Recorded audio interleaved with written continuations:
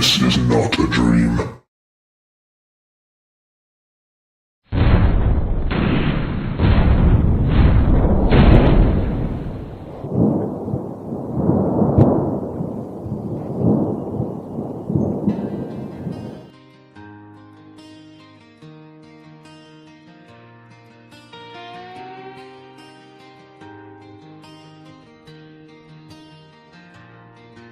Phil walks the tree line when the sun goes down. Boots in the gravel on the edge of town. Backpack rattles with a lantern and a map, looking for the things that never make the trap. Old folks whisper when they see him pass. The boy's been chasing shadows in the midnight grass. But Phil just smiles at the cold night air,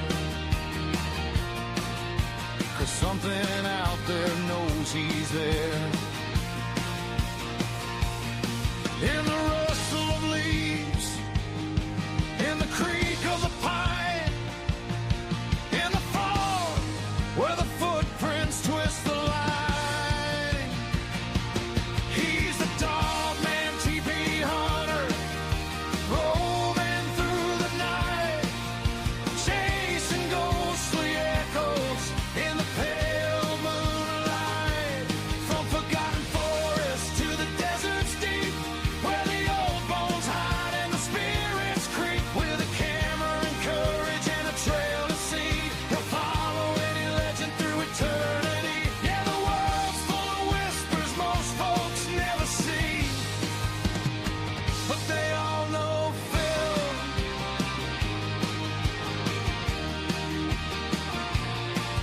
He slept in ruins where the cold winds cry, watch strange lights dancing in a cold black sky. Track bent branches where the tall grass sways,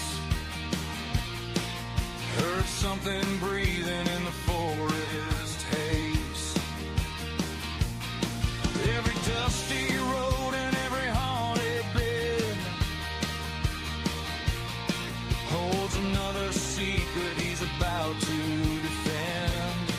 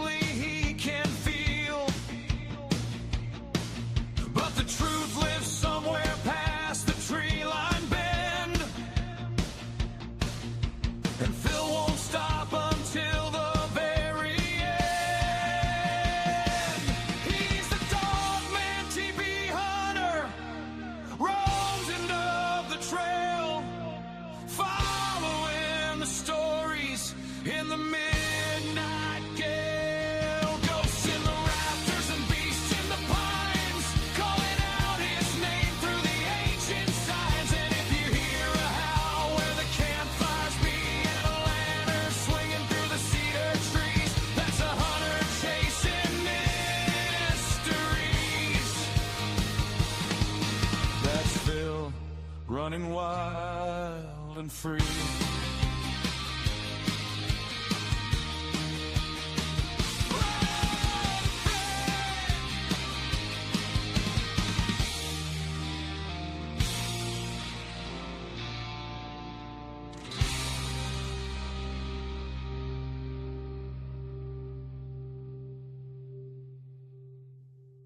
Hello, welcome, and happy Friday. Welcome to the Friday Night Files. So pleased you could make it. Yeah,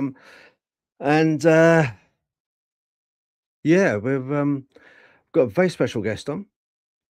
It's all about information. Almost a forming of thought. We spoke about this a little while back. We spoke about a few weeks back about thought forms, egregores, tulpas. But this one goes a little bit further, a little deeper. Biocentrism comes to mind. But first, I just want to say it's a very special day as well. And not only have we got a fabulous guest on, we've also got the Gothic goddess of YouTube. Yes, co-host, and I shall bring her up. 3, 2, 1, just in case she's fiddling with her hair. Let's have a look. Hello. Oh, Hi, I how have you doing? arrived. Yes, let me just put you on that screen. That's better, isn't it? There you go. Oof, yeah. I need to That's move it. my camera now. Yeah. I was in the perfect placement until you moved me. There we go. What t-shirt have you got? What's that t-shirt? Zombie. Right, yeah. Is that a zombie apple? No, it's a zombie. Oh, it's actually a zombie.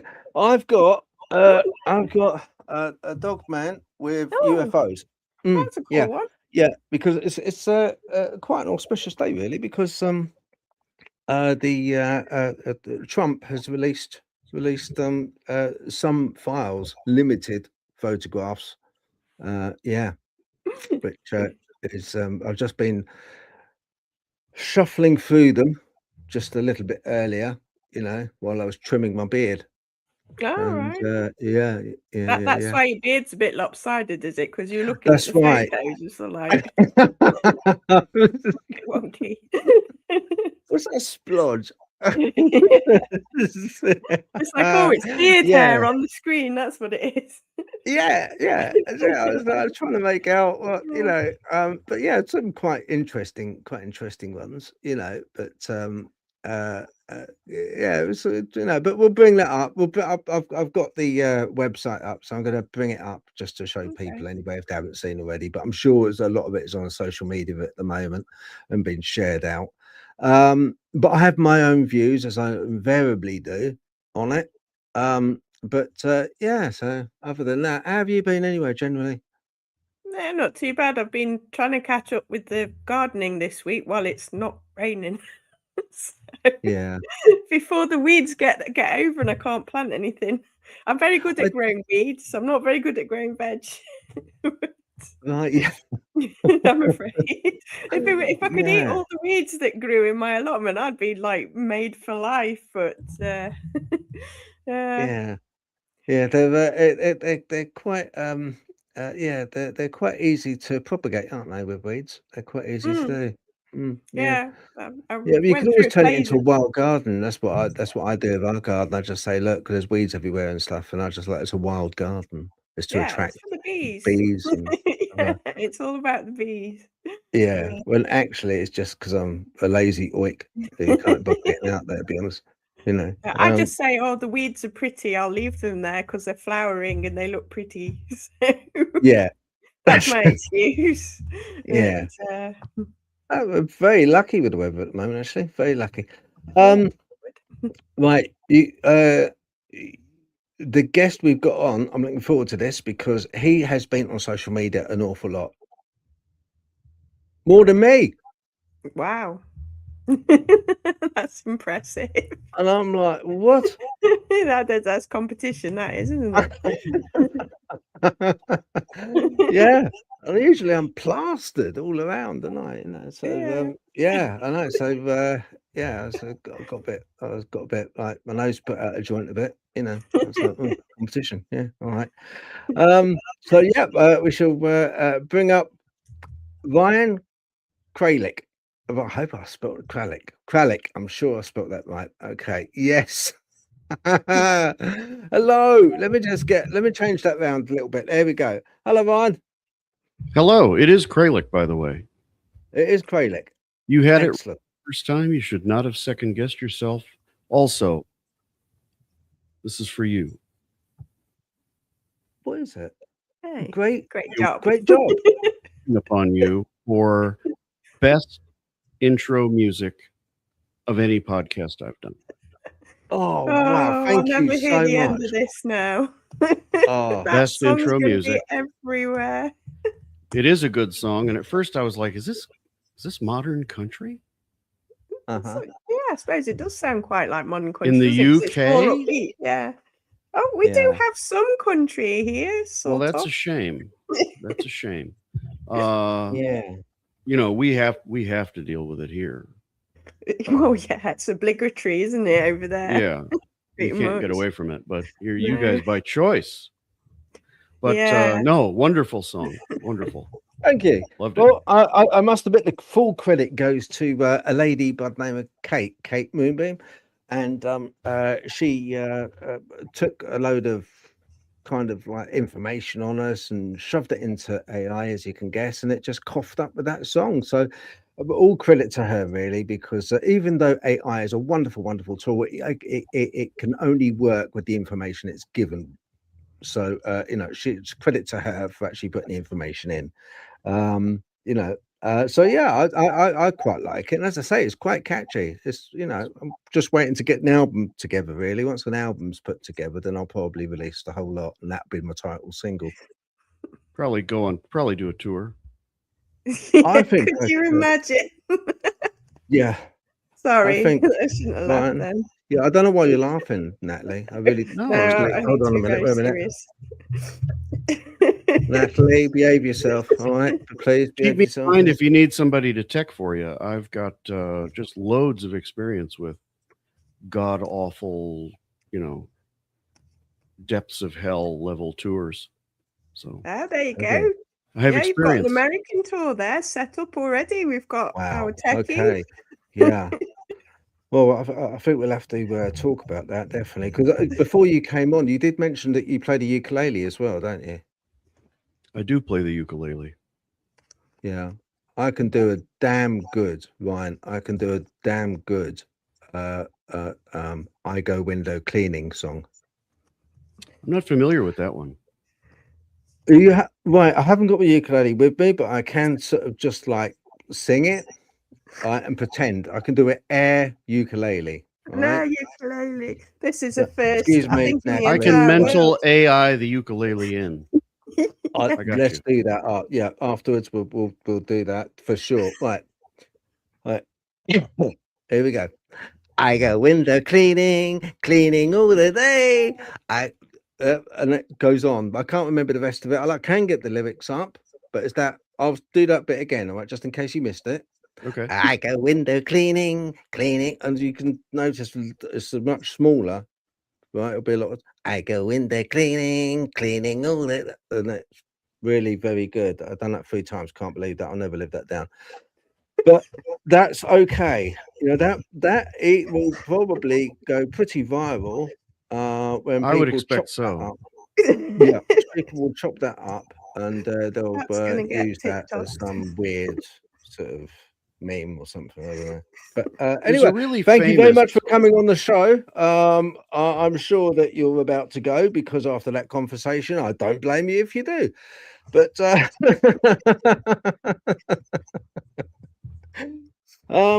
you've written a book, a very, I feel, important book. Thank you. Yeah. Oh, was that a prompt? I meant to talk about it now. No, I can bring it. No, he does that. He does that, Ryan. Don't worry about it. They don't put me on a lot of live shows. Yeah, it takes No, him a that's little while fine. to get going. So, I mean, if you need to prompt, I'll do that. But no, just Okay. don't worry about it. It's like he You does point do to me, that. you go. Yeah, I'll be like, Like your that. turn. Yeah. Yeah. I just want to show, just so people just give them background of what we're talking about. Let me get it up. Well, I'll tell you what, I'll leave getting it up on screen because Ryan's already got it there. Yeah. On Whitley Strieber, it went like this. You came prepared, sir. Yeah. Oh, that's impressed. I like the effects here. I do. It's old I school. like that.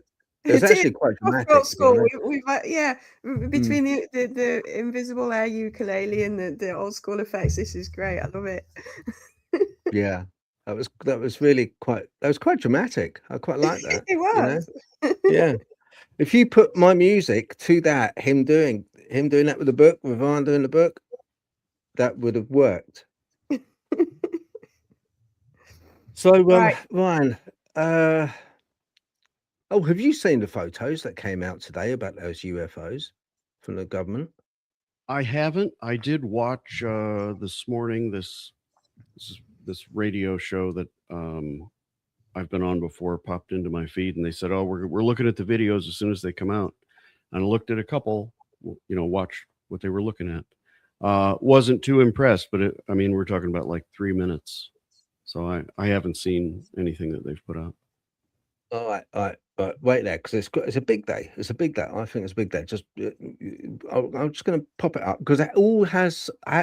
This has got a strong correlation to what we're going to be talking about with your book, anyway. All right, it's got so. Let me just get it out. Let's have a look. Okie dokie. Right, here we go. Let's get that bigger. Badump. Right, this is, it says, actual site photo with FBI lab rendered graphic overlay depicting corroborating eyewitness reports from September 2023 of an apparent ellipsoid bronze metallic object materializing out of a bright light in the sky. 130 to 195 feet in length and disappearing instantaneously. Now I think out of all the photos, I think that one is possibly the most important, even though The it's a United render. States government put that out? Yeah, this website is let's have a look. Let's close that up one. Yeah, US Department of War website. Now if I go, here we go. Right.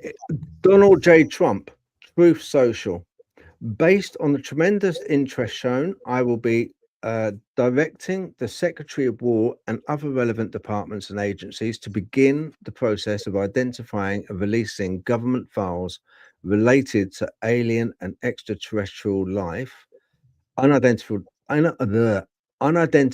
aerial phenomena, UAP, and unidentified flying objects, UFOs, and any and all other information connected to these highly complex but extremely interesting and important matters. God bless America.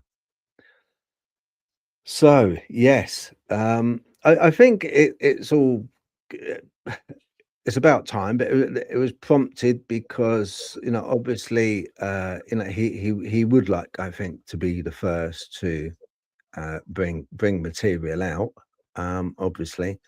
And if anything, I think Obama probably helped with that, by Obama saying previously, aliens did exist, even though he retracted it and said it was just a bit of a joke. But so I think it probably lever-barred Trump into this. So we've got another one here. I don't even see that. Sort of a squiggle here. Yeah, They're that's like the ones that I saw earlier. They're like, yeah. I don't know what it is. They're so undefined. They're like still from a video. This is a still photo from a video that a US military operator reported as featuring UAP flying across their screen. and then you've got a square blob, Square thing. Mhm. Well, yeah, technical yeah. I mean, terms well, here. It's like, is that well, actually? well, Those are okay, all right. redactions. I was going to say, I think those are actually, yeah, I agree. I redact the blob, a square, okay? We've got a black square. And you've got a little white thing which looks a little bit like a kind of a sperm or something on the screen. Looks like a But yeah, thumbtack. there. But that So we've got doesn't- the Tic Tac and we've got the thumbtack. yes. That was the Yes. thumbtack. Okay, you can have that one for free, all right? All right. Okay, you can have that one for free. Sperm tack, right? Yeah, it's sort of, they're all really all defined. No, there's no clarity to any of these really. This was quite an interesting one. A US military operator reported UAP near Greece flying straight above the ocean towards land. Right. That appears to Okay. be clouds. Who was in charge of this release? I was going to say this is very kind of what I expected, to be fair, but I was expecting something a little bit less. It's hazy. just, it's painful. I find it really quite painful. Oh, this one's interesting. Yeah. There's That your one's a sperm. bit more like, yeah. I mean, that is quite interesting, that one. Do you know, if they were in a petri dish, then I would say, yeah, they're bacteria. That's the way they look. They don't really look very well defined as a ships. They're not at all angular. If anything, they look organic to me. Well, the photographic equipment that they've got on these military aircraft. I mean, they're designed to capture other kinds of data, not like TMZ paparazzi zoom in pictures of things. It's one of the things that make this a little bit problematic. Is like, okay, show me all the other instrument data first, explain it to me, then show me the instrument data, tell me what it means to go with this, and you might have something. Otherwise, you just got a black dot on a screen with a bunch of black squares on it. Yeah, it's a bit like trying to interpret X-rays when you don't really know much about X-rays, isn't it? Because it's presumably a lot of these are sort of like quasi-radar type images. See, that's a helicopter. I mean, the thing is, right, is that, I mean, case in point with X-rays. X-rays now are not analyzed by any one person at all. They're analyzed. You have an X-ray of your leg, you have an X-ray of whatever part of your body you choose. It'll be analyzed by AI. And I can't really see why they can't utilize the same technology with this, but I think even for AI, there's just no information in those photos at all. They are just blobs. That one, I've got some real issues with this one. well, it's a fine line they're walking. It's like, okay, we're going to show them a bunch of stuff that doesn't show them anything. That's a given. But I don't know. I almost feel like the guy rifling through the microfilms would look at this one and say, maybe we better not put this out because it just looks too good. Didn't you say that had an FBI overlay on it though, Phil? Because that actual ship might have been what the FBI said it looked like, rather like a photoshopped image. So the background image, didn't you say that was legit, but the actual craft was an FBI overlay? On the definition down here. So it's fake. I think so. Yeah, I think it's basically the real field, but the actual craft itself is the artist representation from what Phil said. This is as bad as Stephen Greer's evidence database. Oh, blimey, you're going to get sued. Oh, that's fighting. I never said that, have you, people. Have you been into it? It's a bunch of colored pencil drawings of some crap people said they saw. I never said that. But no, I didn't say you said it. He's one guy who just loves suing people. He's just like, honestly, you don't have to do very much before. Right, I'm going to sue you. So this one's quietly fake. agree. I quietly agree. Yeah. Right. Although that was fake, what I just said then. Yeah, it says actual site photo with FBI lab rendered graphic overlay depicting corroborating eyewitness reports from September 2023 of an apparent ellipsoid bronze metallic object materializing out of a bright light in the sky, 130 to 195 feet in length and disappearing instantaneously. And over here it says composite sketch. Now, why I find that one so exciting, which I do, I had a bit of a shake when I saw that one. It's not because it was rendered. It was because it's the first time that even though it's a rendered image, an image of a UFO was on a offered by a government website, offered by the president of the United States as a UFO. So it's basically, kind of that must have gone past him on a table, and they said, Mr. President, render it. But still, it's give it to the people. That was something not ours. That was something which was a unidentified flying object. So it's not so much the actual material, it's the coming forward and saying, right, yeah, there is this, not just blobs, even though it's rendered, there is this in the sky. But it's fake. Yeah, it's basically an artist. You know how they used to do the artist sketches of felons? Yes, it's the Stephen Greer database. That's their version based upon, and presumably their corroborating eyewitness accounts were all either agents or military personnel, so it was okay to accept that as an eyewitness statement. So, and then they rendered what they thought it looked like based on what they said. So it is basically like, this is based on the eyewitness accounts, this is what it looked like over the actual field. So, like you say, it's not exactly evidence in a way, is it? No, it's not evidence in any way. No, aside from the eyewitness testimonies, which we don't have there anyway. It's based on eyewitness testimonies. Well, it's funny. Eyewitness. They put people, to death with eyewitness testimony. They do. They do. But but still, and then 25% of those people are either exonerated or have their convictions overturned or otherwise lessened based on real evidence, like DNA and forensics and so on. Yeah. Yeah. No, that's true as well. But I just like the idea that it's the first time that the president has kind of like given a go ahead for that to be released, whether it's rendered or not. It's still representation of a craft which has no ailerons, has no wings, it for all intents and purposes shouldn't be in the sky, shouldn't be there.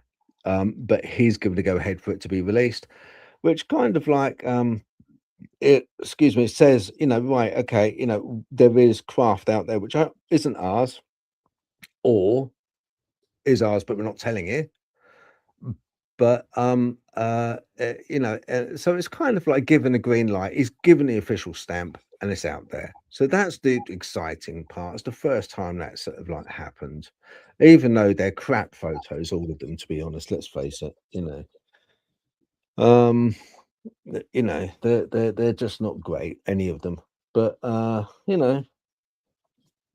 hey, right. So, Ryan, I'm going to hit you with a side swipe here. What are UFOs in your book? What are UFOs? What are they? What are we talking about? Well, in my book, I'm sorry to be disappointing, but I don't say what they are or aren't. I do walk through how a few scenarios would be possible in my framework. The most likely thing that I think they are is aliens, from other planets, either piloted by them or, otherwise built and directed by them. But I don't believe that they're craft in the sense that we think of craft. So, it's difficult to understand something that you don't have any basis to understand, right? So, for instance, if I took a like an F-15 to like the 14th century, what would they call it? They'd call it like a wooden bird or something, right? Because they'd have no basis whatsoever to understand the thing. And I think we experience the same thing with UAP, right? Oh, it's a spaceship. Yeah, I don't think it is, because simple reason. What those things do or are reported to do, we've seen things that look a lot like evidence to me, and heard reliable reports from people who seemingly reliable, that they behave in ways that are flatly impossible using our physics. So in other words, if gravity is real for them, like it's real for me, they can't do that. And my belief is there will never be a material invented that gives a physical craft the ability to defy gravity operating within the same reality that we're operating in. So what I think they are essentially reality rule editors. They're space-time rule editors or reality rewriters.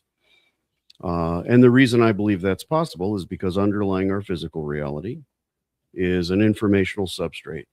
Information is more fundamental than matter and energy in space-time. Quantum mechanics shows us that. Psychic functioning proves it, in my opinion, and in my framework. So that's what I think they are. This is a civilization or a number of civilizations, more likely.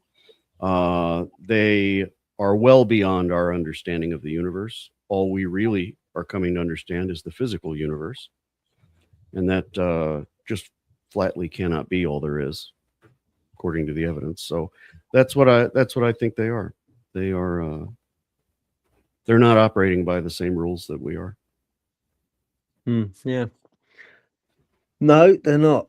Information, yeah, you're quite right. I mean, they always it said that on the event horizon, the only thing that would exist and the only thing that it could exist is information itself, and that information is that which gives the event horizon its light, the information itself, because it harbors everything there is in the universe being sucked into it on that horizon, on that, if you like, the Kármán line. We have a Kármán line in our atmosphere, the line in between space and our gravity.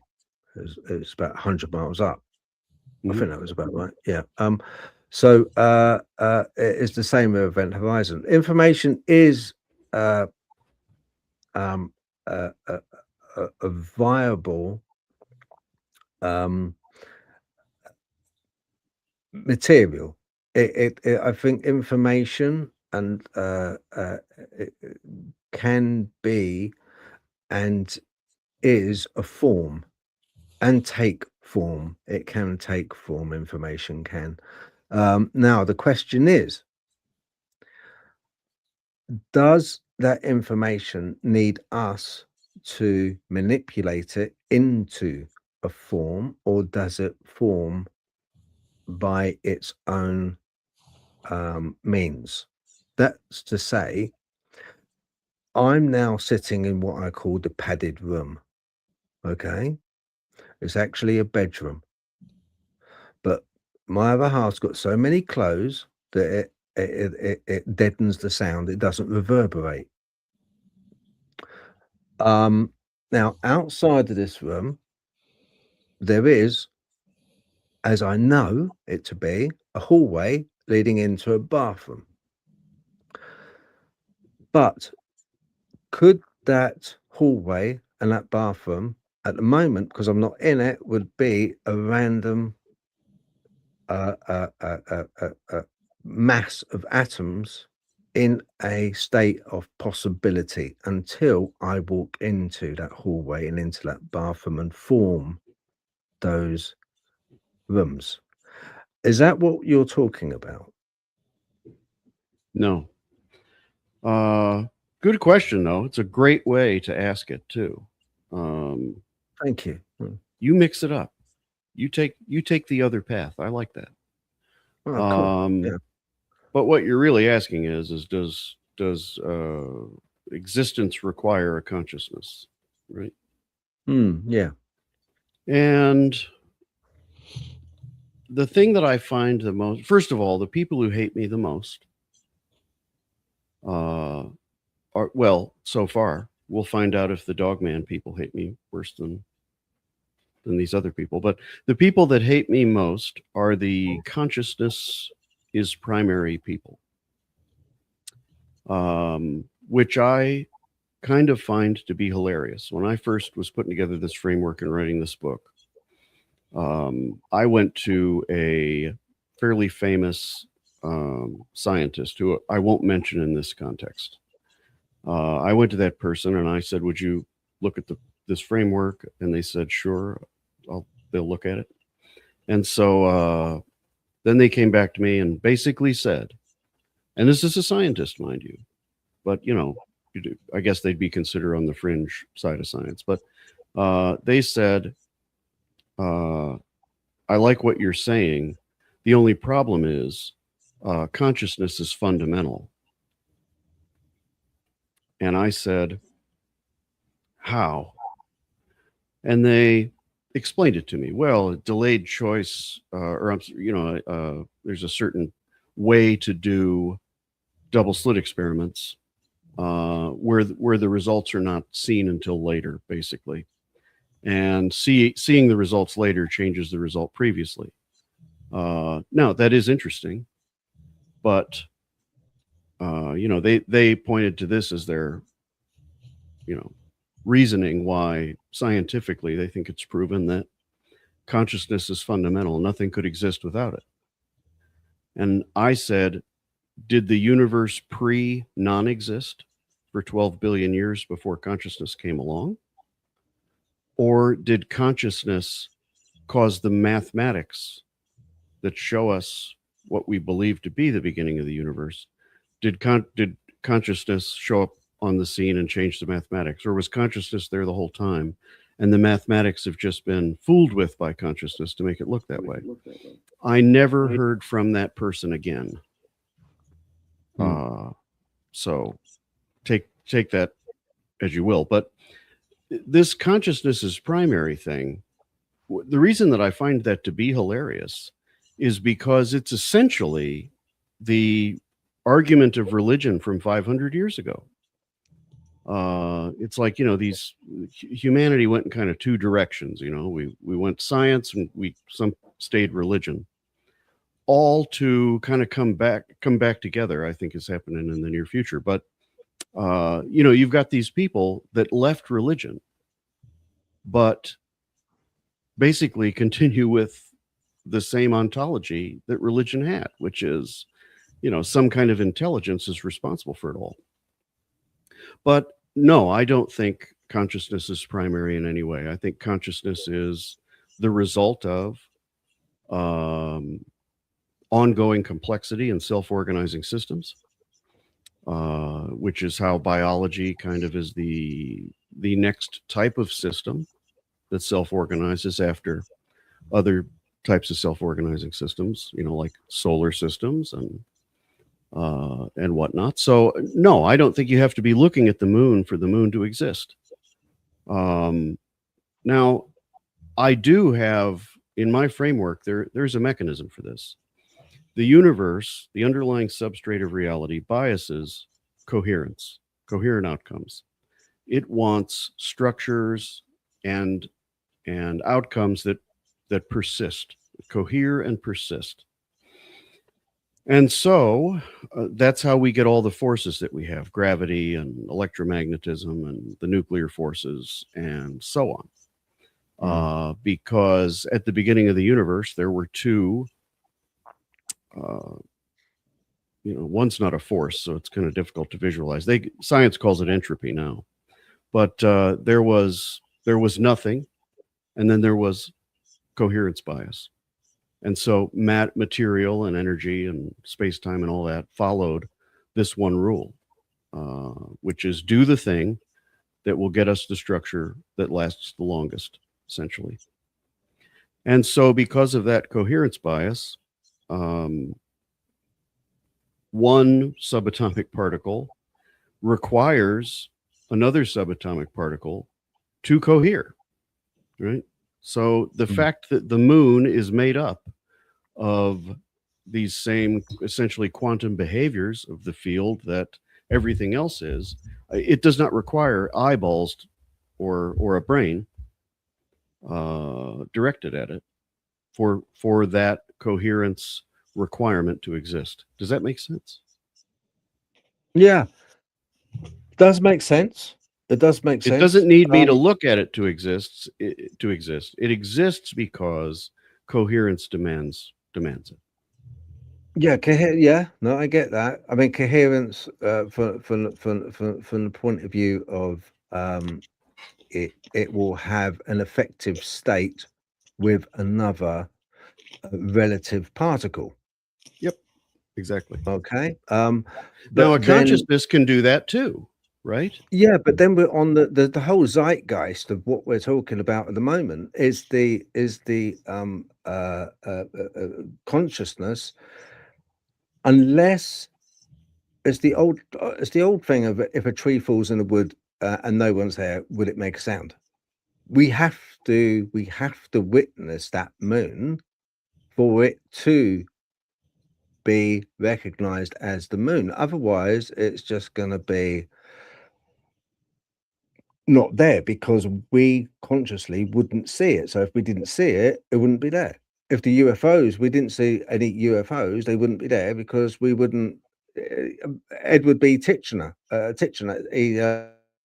images, sensations, and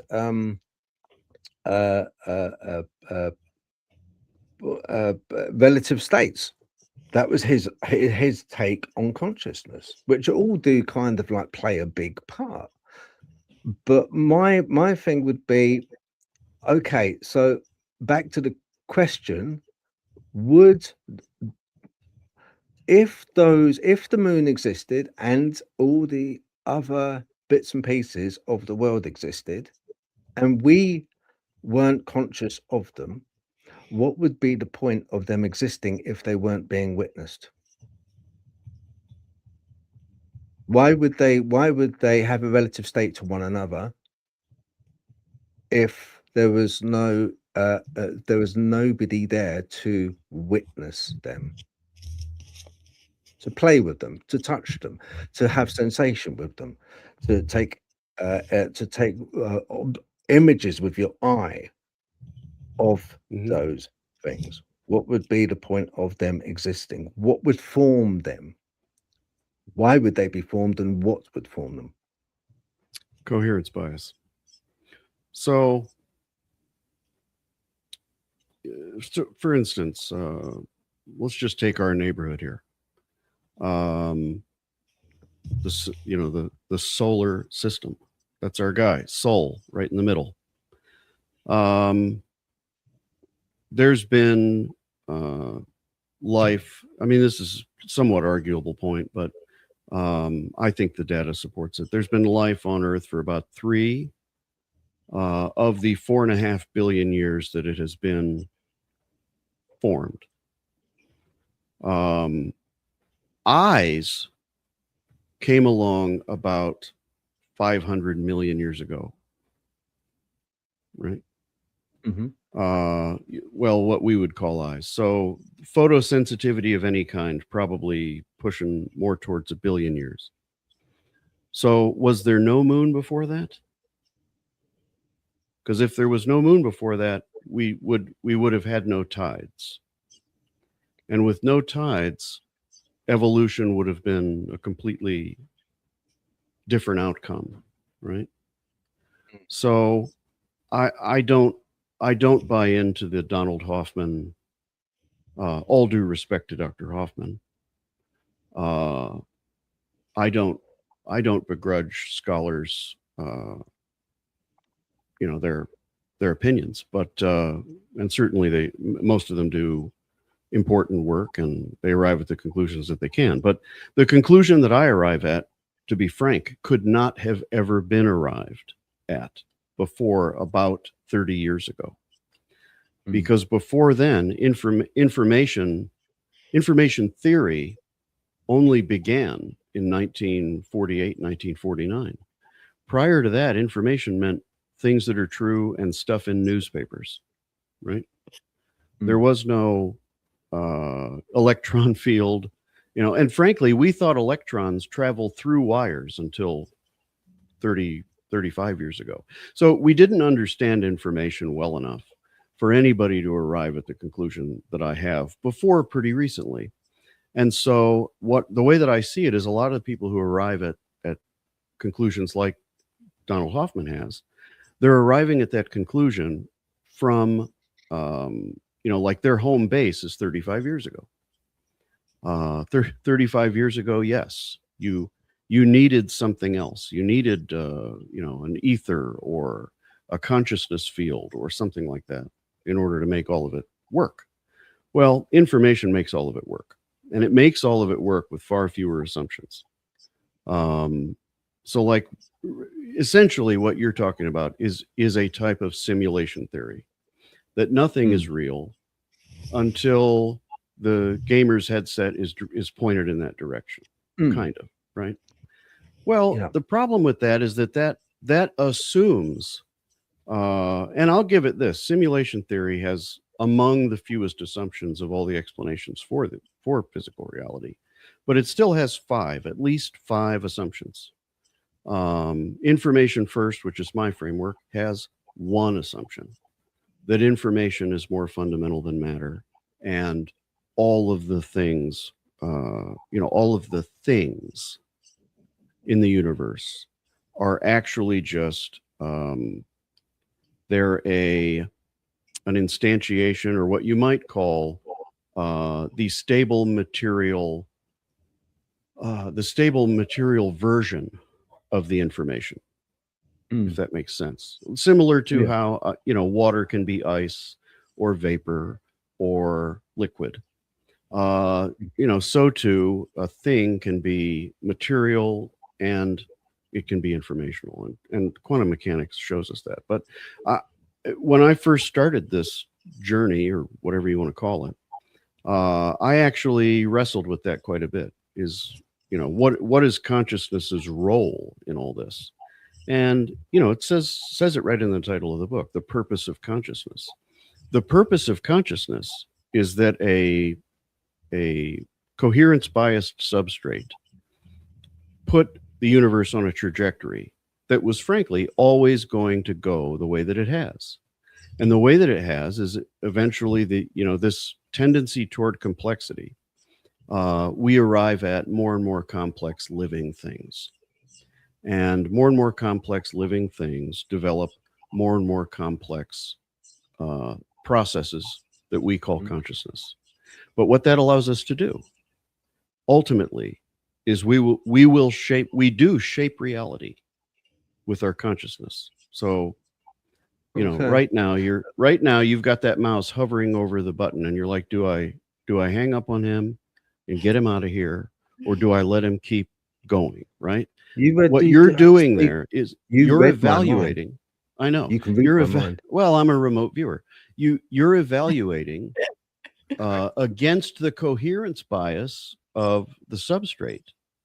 What's the more coherent outcome here? You are an agent of this thing, right? And I am, and she is, and everybody watching. You're agents. You are agentic substrate coherence calculators and modifiers and improvers. And you can plan, and you can strategize, and you can model. And all of those things change reality. Whether or not you push that button changes reality, right? Rocks don't really do that. Right. So my thing, I get what you're saying. I understand it.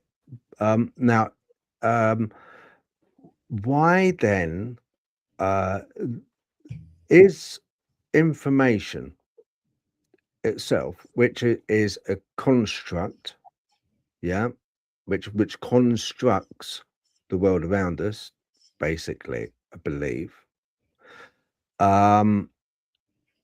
is that vulnerable to the second law of thermodynamics, entropy?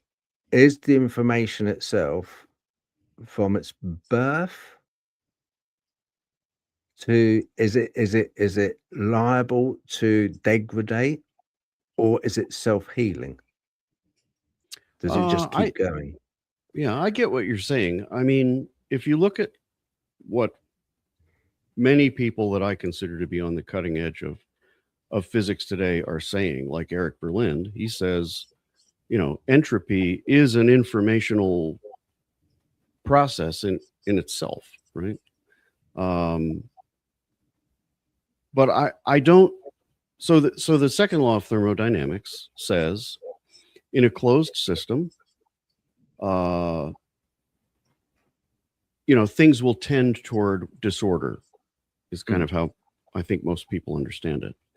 And fair enough, but there is no such thing as a closed system. Unless you want to count the whole universe as the system. But even then, there are anti-entropy forces at work. There are giant coherence bias nodes at the center of every galaxy, sucking all the information toward themselves, if you want to get crazy. Entropy is just the absence of the coherence bias. So you mentioned event horizon earlier, right? Yeah. And I kind of look at all things this way. There is an event horizon for every single outcome, where one outcome will no longer be favored versus the other. And entropy, whatever you apply it to, is simply that scenario playing out for whatever we're talking about. So, but it's informational. Some physicists, some mathematicians will tell you entropy is just a statistical trick to explain, like the opposite of gravity kind of thing. But I guess what I'm saying is the second law of thermodynamics applies to material. I think that's clear. So if it applies to material, it must apply to information.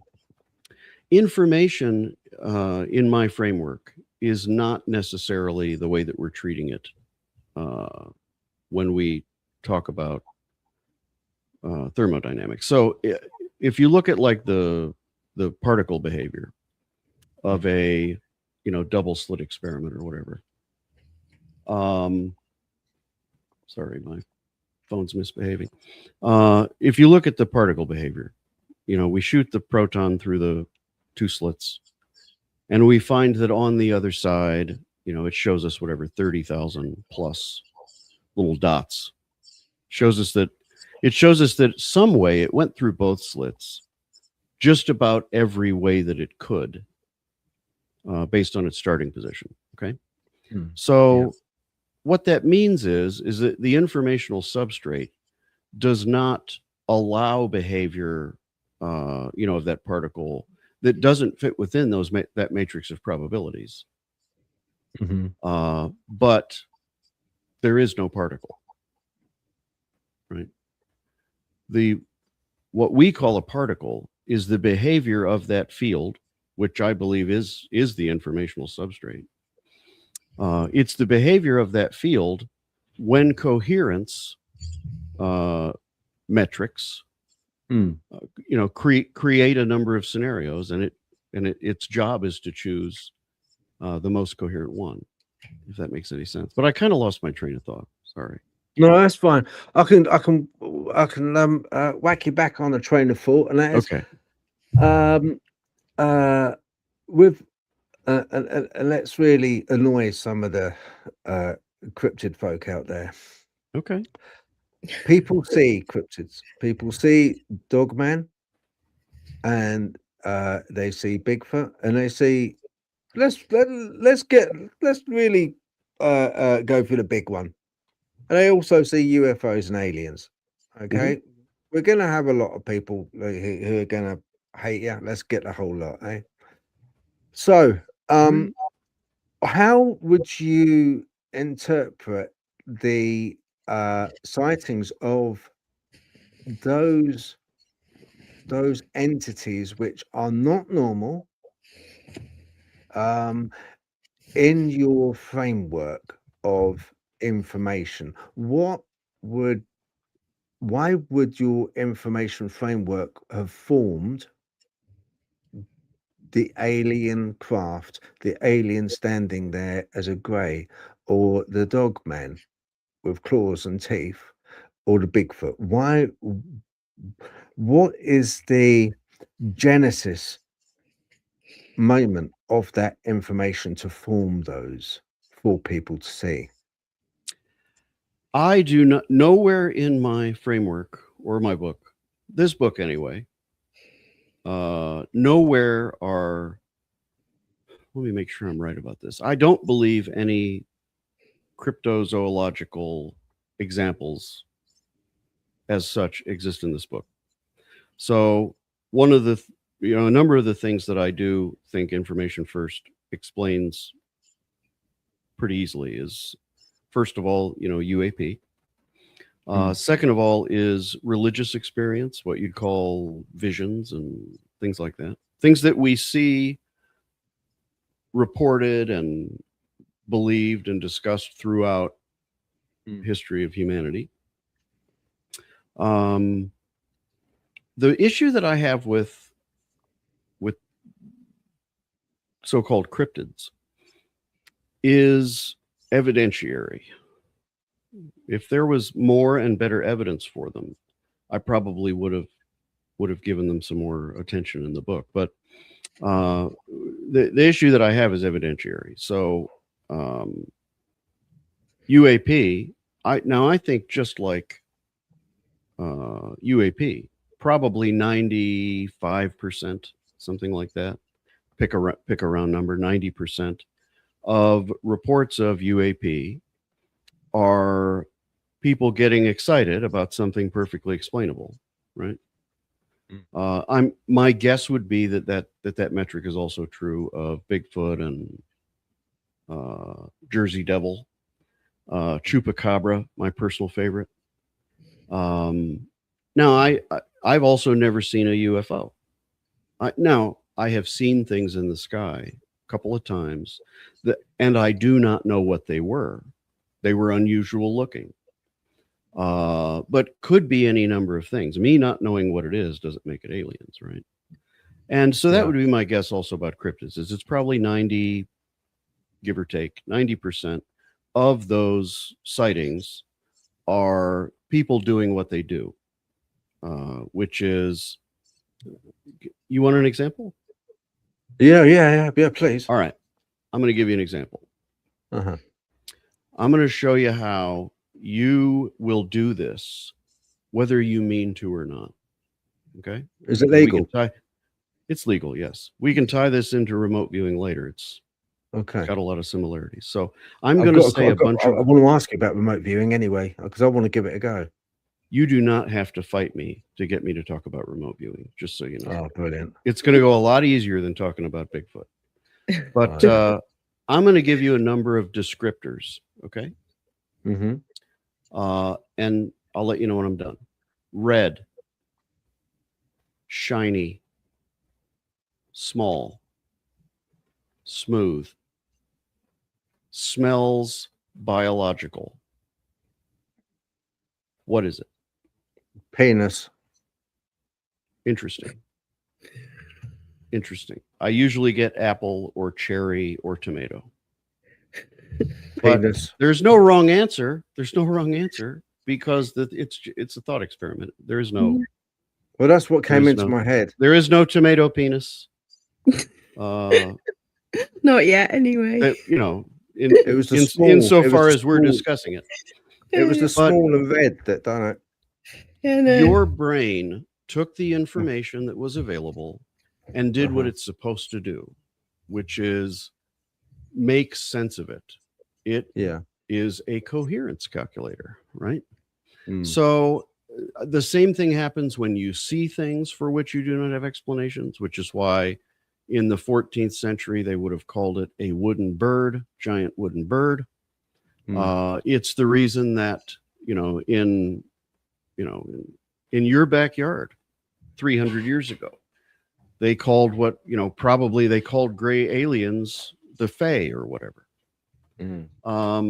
Because we can't call it something that we're not familiar with. What's the biggest city in America?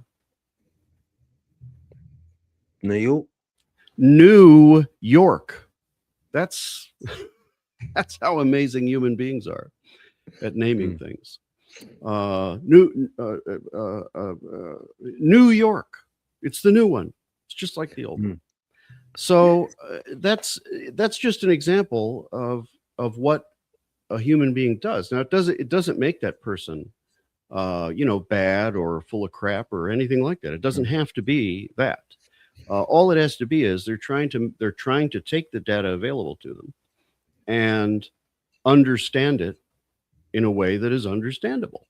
And typically when it's something for which you don't have a good empirical a pile of evidence to say what it is, a lot of times you default to these other explanations, right?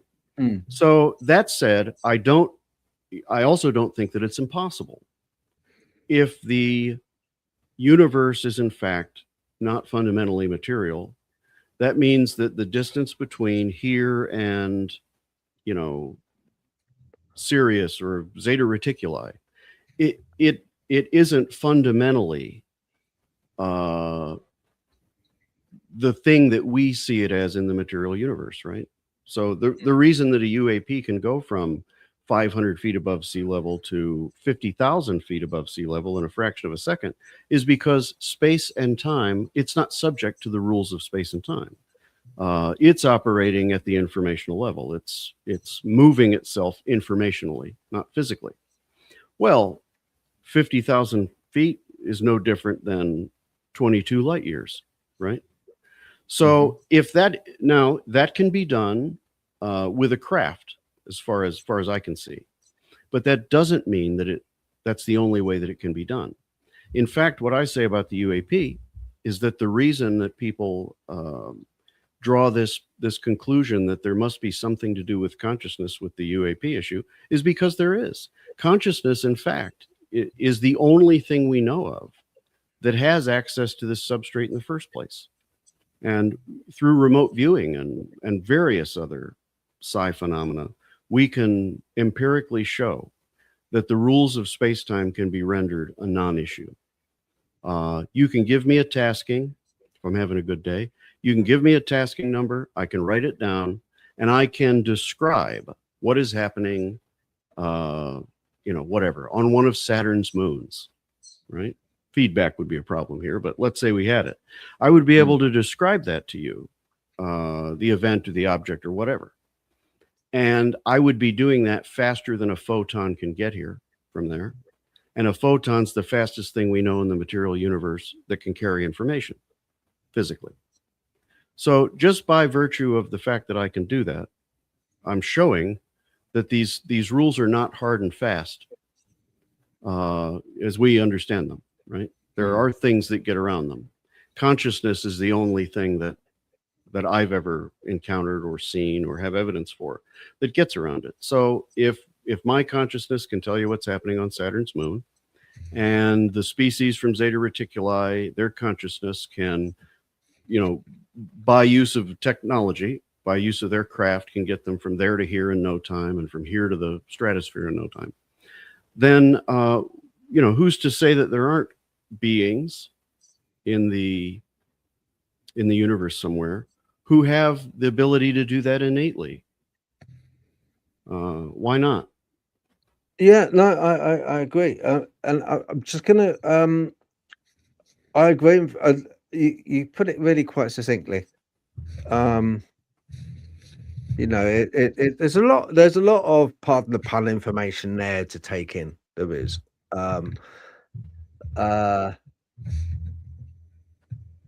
Yeah, I mean, every age, and we're quite sort of narcissistic in our thinking that we are the top of the tree kind of entities, people, humans on. Well, we're on our way. We're on our way. We're making a go of it. We're pretty crap, really. We're not that great. Let's face it. We're doing a better job of destroying everything than we are of building and creating. Let's face it, Ryan. We have a ways to go. Ways, yeah, if we ever get there. But no, and we do judge that which we see around us by the technology we have at the time, or the accessibility of information that is available to us at the time. 100, 200 years ago, you take a F-35A or F-17 fighter back 200 years ago, and yeah, they would equate it to a big bird, a Thunderbird. Well, 200 years ago, they'd call it a balloon. They'd call it it's a hard balloon. Yeah, that's what they used to call UAPs, isn't it? They like kind of and it was funny because they were taking what we would call a tic tac and calling it an airship, a blimp, because that's what they were used to seeing in the sky. So of course they equate it to that. We can't equate it to anything else because we haven't moved on. We're stuck in this frame, this time frame. We can't see the beginning of the film, we can't see the end of the film. We're just chugging along on this frame, and we can't quite see past that frame. So we're as much captive as they are years ago to a lot of things which are going on around us, which we can't explain because we have nothing to equate it to as a reference point. Which is a pity, a damn pity. But I'm sure that as things, it's like technology. We can only analyze with the equipment we have to analyze with. So, and you're quite right. Photon's the fastest thing. The only faster thing than a photon is a tachyon, which carries that light photon. Tachyons are extremely, they're like neutrinos, and they're trying at the moment Antarctica with the neutrino detector buried in ice to try and get hold of the relic neutrino, which happened a couple of minutes, I think, past the Big Bang, trying to see, because that would give us an insight as to a few minutes after the Big Bang, what actually happened, what was the state of the compressed universe at that point. I think they'll be waiting a while for that. Well, no, maybe not. With your remote viewing, what has been the most tricky thing you've had to remote view, from the point of view of, if I was to ask you to remote view the earliest point of the universe, would you be able to do that, or would you need something more specific to go on, a place to go? Well, Theoretically, a remote viewer would be able to do that, but the results would be probably pretty problematic. So actually, Deborah Katz, who was the editor of Aperture magazine, that's the International Remote Viewing Association magazine, she was the editor of the magazine before I took over. And one of the things she did, I want to say it was about 10 years ago, might have been longer than that though, is she kind of pioneered remote viewing microscopic things like organisms and what have you.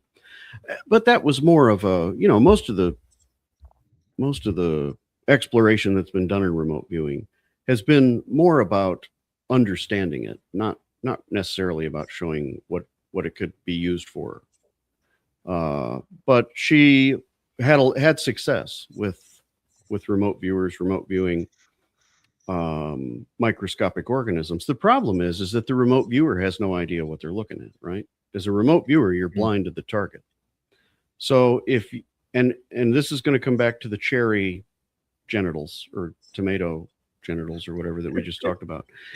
I'm not a bacteriologist, right? So if you had me remote view the contents of a petri dish, yeah, I would give you accurate descriptions of what my perceptions are, but I wouldn't know what they mean because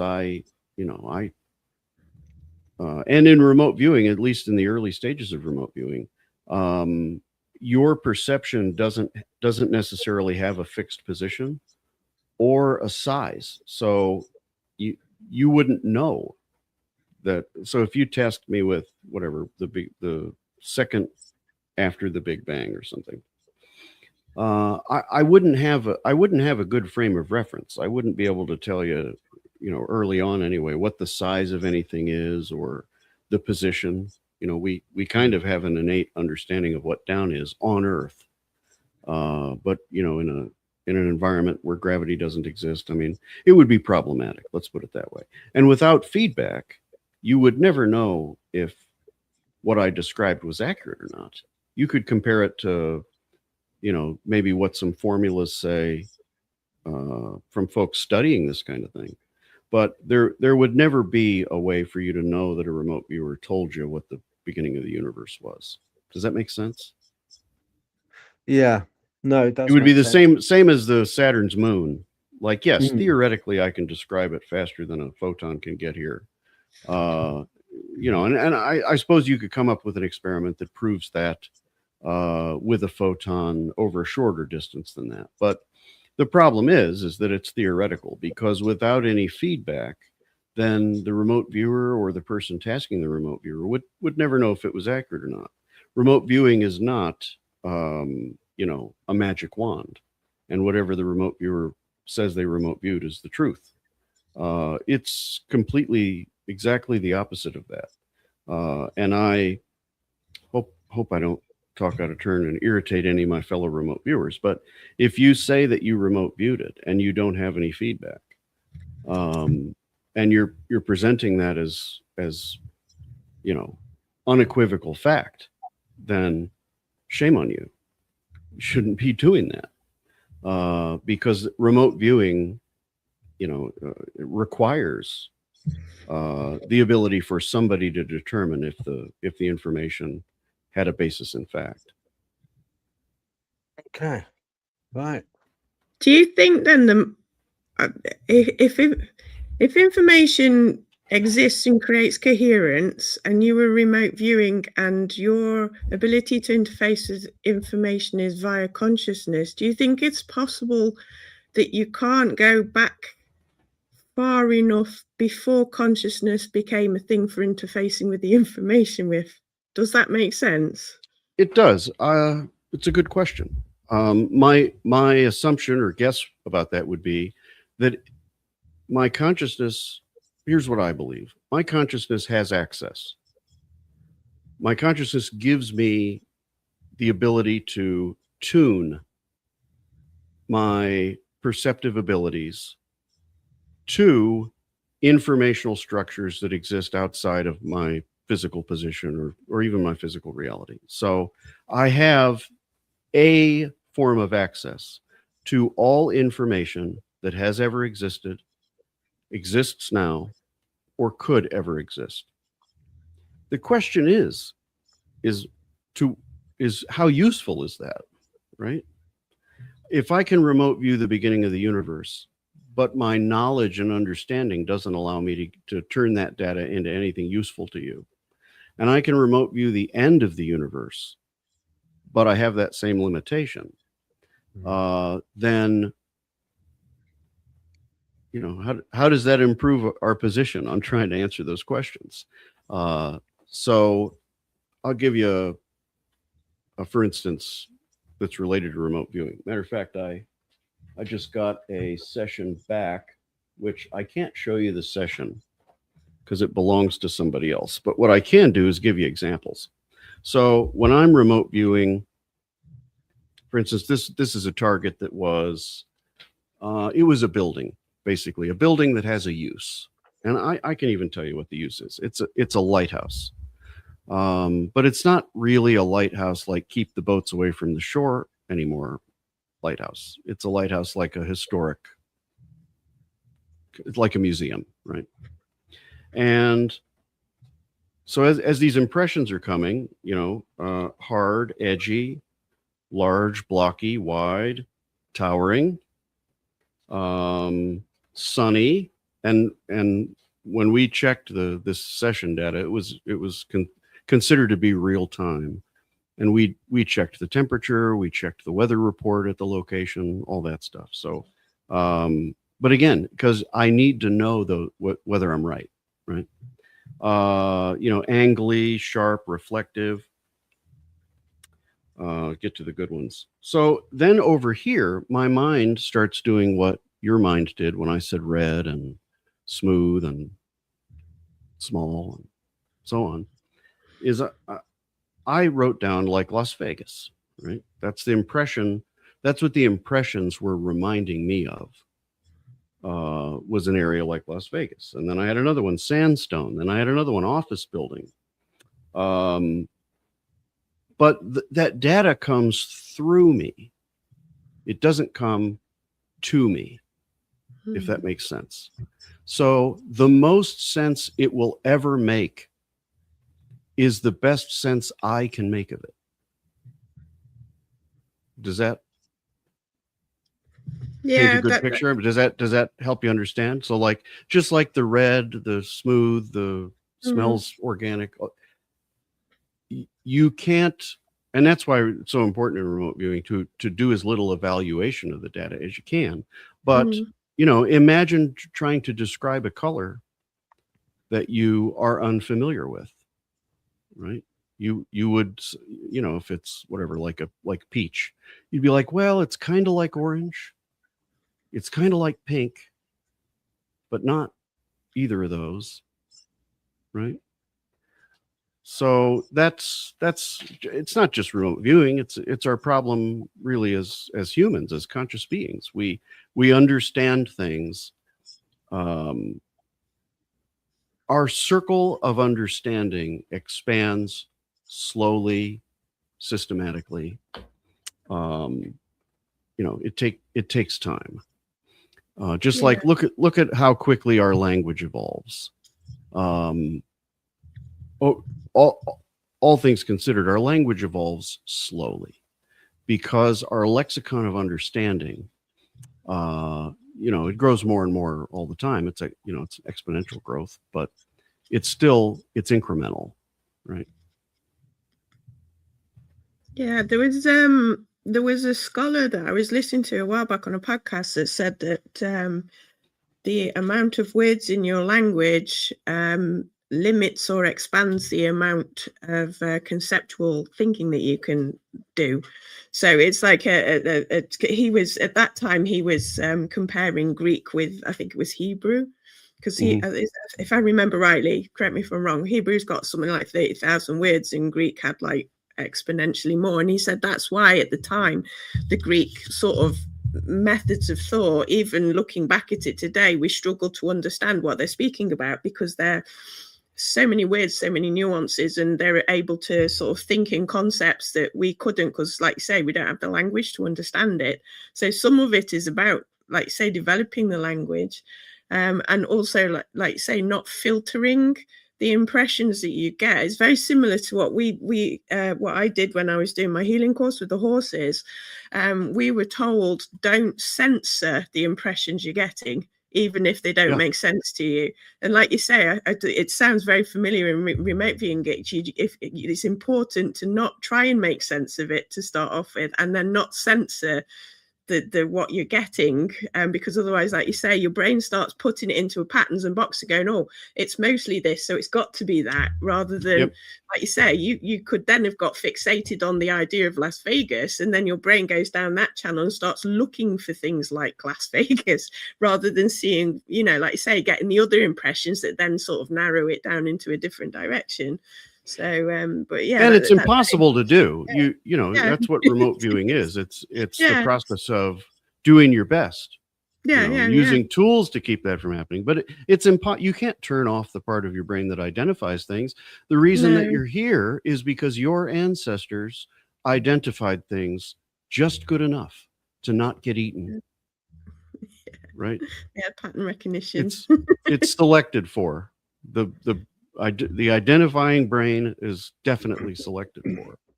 But yeah, matter of fact, I would love to hear what it is that you were talking. I think I read somewhere that you're to do with animals.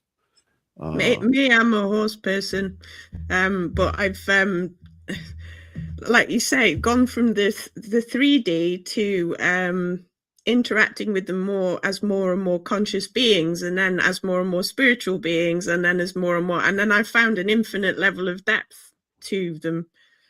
So I don't ever look at a horse anymore. It's they're a combined level of layers and fields over, within, around, and even in the body. When I was learning the healing, it's like I started again with massage, crystal therapy, hands-on, blah, blah, blah, blah. And then you sort of find that you can interact with the body as a separate entity to the consciousness, and the body itself has a consciousness, and then you can link the consciousness with the body's consciousness and the information, and you get the feedback loops and sensations and between sort of physical structures and other things, like say sense impressions, that you don't censor them and try and interpret them. I got taught, I find it difficult because I'm a very analytical person, so it's really hard for me not to try, like you say, not to try and interpret, but not to question what the body's sort of giving to you in relation. So you think you've got your hands on, say, like the diaphragm, but you could also be accessing fear, emotion, but also a spiritual element or the dimensional elements. And it's like, your point is not to necessarily do anything about it, but to observe and acknowledge, and then see what happens as a result of that. So I don't know if that's sort of a bit random, but no, what you're saying makes sense. So where I come in and spoil the fun, right? And in fact, my first remote viewing teacher also teaches something called, I wouldn't necessarily call it remote healing. I think she steers away from that, but she does teach something called medical remote viewing, where you're essentially trying to remote diagnose. You're trying to get impressions, right, about, what are the circumstances and causes around, like a certain medical condition or malfunction or something. And similar thing, you don't need to be a cardiologist to get the impressions. And in fact, if you're a good remote viewer, you'll be able to provide impressions that will be able to be made sense of by somebody with, training in cardiology. But there are also people who do essentially what I would call remote healing. The problem is that most of them call it energy healing. And that's where it falls apart for me. Another remote viewing teacher that I have, we had lunch with a number of people who were also his students. And it's Paul Smith. He won't get mad at me for saying this. So we're having lunch, and Ryan pipes up. He just can't take it anymore. He's all charged up on energy healing being the wrong word. And one of the, my friend is there, and this is what she does. Like, this is what she does with her life for a living. She heals people in this way. And she's, calls it energy healing. I said, why do you call it that? Well, because I use energy. No, you don't. You don't, because energy can't exist without mass, right? And everybody rolls their eyes. Oh, there Ryan goes. Oh, he's at it again. But here's why I think it's important, because I don't think there's a lot of steps between energy healing and the Holy Spirit, right? Now we can talk another time about whether the metaphor of the Holy Spirit, does or does not closely match something real. But energy healing, that's just pop buzzword, right? Mm. That is placeholder word for thing that we don't understand. And I say, well, hold on. Convenience, isn't it? Really, it's same with consciousness. It's the same with consciousness. Oh, there's a conscious field, and everything's conscious, and your cheese spread's made out of consciousness. Well, what I hope I've done, and time will tell if I have or not. I think I'm right. Time will tell if anybody else agrees. But we're using the wrong word, right? We're using old, worn-out metaphors that don't work. So what I encourage you to do is just try this on for size and see if it works for you. Yeah. It makes sense. Yeah. Try information instead, right? Yeah, no, it does make sense to me. I quite like the idea of like the information being there, the consciousness as an interface rather than the thing itself, because it's like with ill health in horses, I've always felt that, like you say, it was a difference between coherence and entropy, and the body's losing coherence, and that's what causes dysfunction. And usually it's a case of trying to find what level the dysfunction's on in order to find what intervention is needed. And sometimes, like you say, it's not actually a physical intervention. Sometimes it is literally just attention, and the thing melts.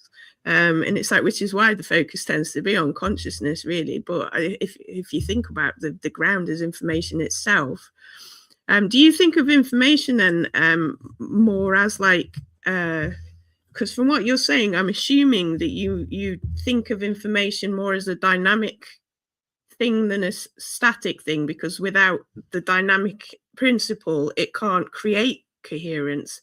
Because if it's not moving, it can't create movement, if that makes sense, in order to create coherence. I was going to ask you whether that because the quantum energy field is supposed to be constantly dynamic, isn't it? And then eventually form, and then if it's stable enough, that form then creates into reality, well, what we class as reality, but three-dimensional form. So to you, is information a dynamic principle? Or well, both? I think so. I think the informational substrate is just what it shows us when we try to examine particle behavior, right? It doesn't exist in the way that we think of things existing, right? And if you think that, I just want to share this with you. This is what most physicists who study quantum effects, I think most of them don't do a great job of admitting this to everybody right up front. Everything I'm explaining is how I understand it, which is through metaphor. This is, it's not unique to me. This is what we do. New York, wood, bird, courthouse in Las Vegas, right? None of those things are real. They're just the metaphors that we use to understand. And so information first is, I think, a newer, better metaphor to understand the thing, taking into consideration how our lexicon of understanding has improved, right? So yes, 50 or 100 years ago, field was a good metaphor that encompassed our understanding up to that point. And now it isn't, because we understand enough that we see that it really isn't a field per se.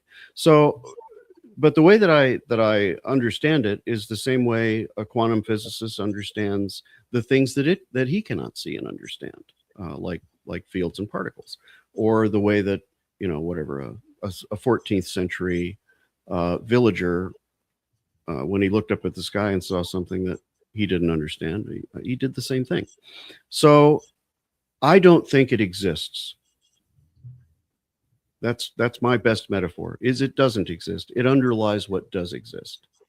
It is the matrix of possible configurations that underlies physical reality, just like what we call the field or the wave in quantum mechanics is the matrix of possibilities or probabilities beneath that particle, what we call a particle. I think it works the same way. So, for instance, like I've done this before too. His great job trophy and this pen are a distance apart from one another, right? What is that distance made out of? Nothing. The distance itself is an informational concept. Now, I didn't say what is between them. You could say air, you could say whatever, space-time. I said, what is the distance made out of? Nothing, but it is real, right? So I accept that what I'm proposing, just like quantum mechanics, is well outside the, you know, colloquial abilities of a brain to understand. Hopefully that answers your question. But you access the substrate. I access the substrate to remote view. You access the substrate to remote diagnose, for instance, an animal. We know there's loads of data that says that's real. That is something that can be done. It probably hasn't been studied to the extent that it should be, but it's been studied enough to show statistical effects. And so I don't think that, to me, that's just another hash mark under, yes, when you can access that, we can't only access that substrate. We have an influence over it, or maybe influence is the wrong word. We have a communicative, participatory ability to makes sense. Use or work with or whatever you want to say, which is actually no different than medicine in the first place. No medicine does anything but allow the body to heal itself, because only the body can heal the body, right? Yeah, no, that's true. Sorry, I went off in the weeds there. I do that. No, that's all right. That makes a lot of sense to me. I think I understand what you mean by information. Because obviously you're using in a different context. So when you think information, your brain automatically just thinks numbers, symbols, right, things like that. So I'm trying to think of it like, to me, it makes more sense to think of it towards the quantum fields end of things, even though, because that's to me more about possibilities, probabilities, and coherence.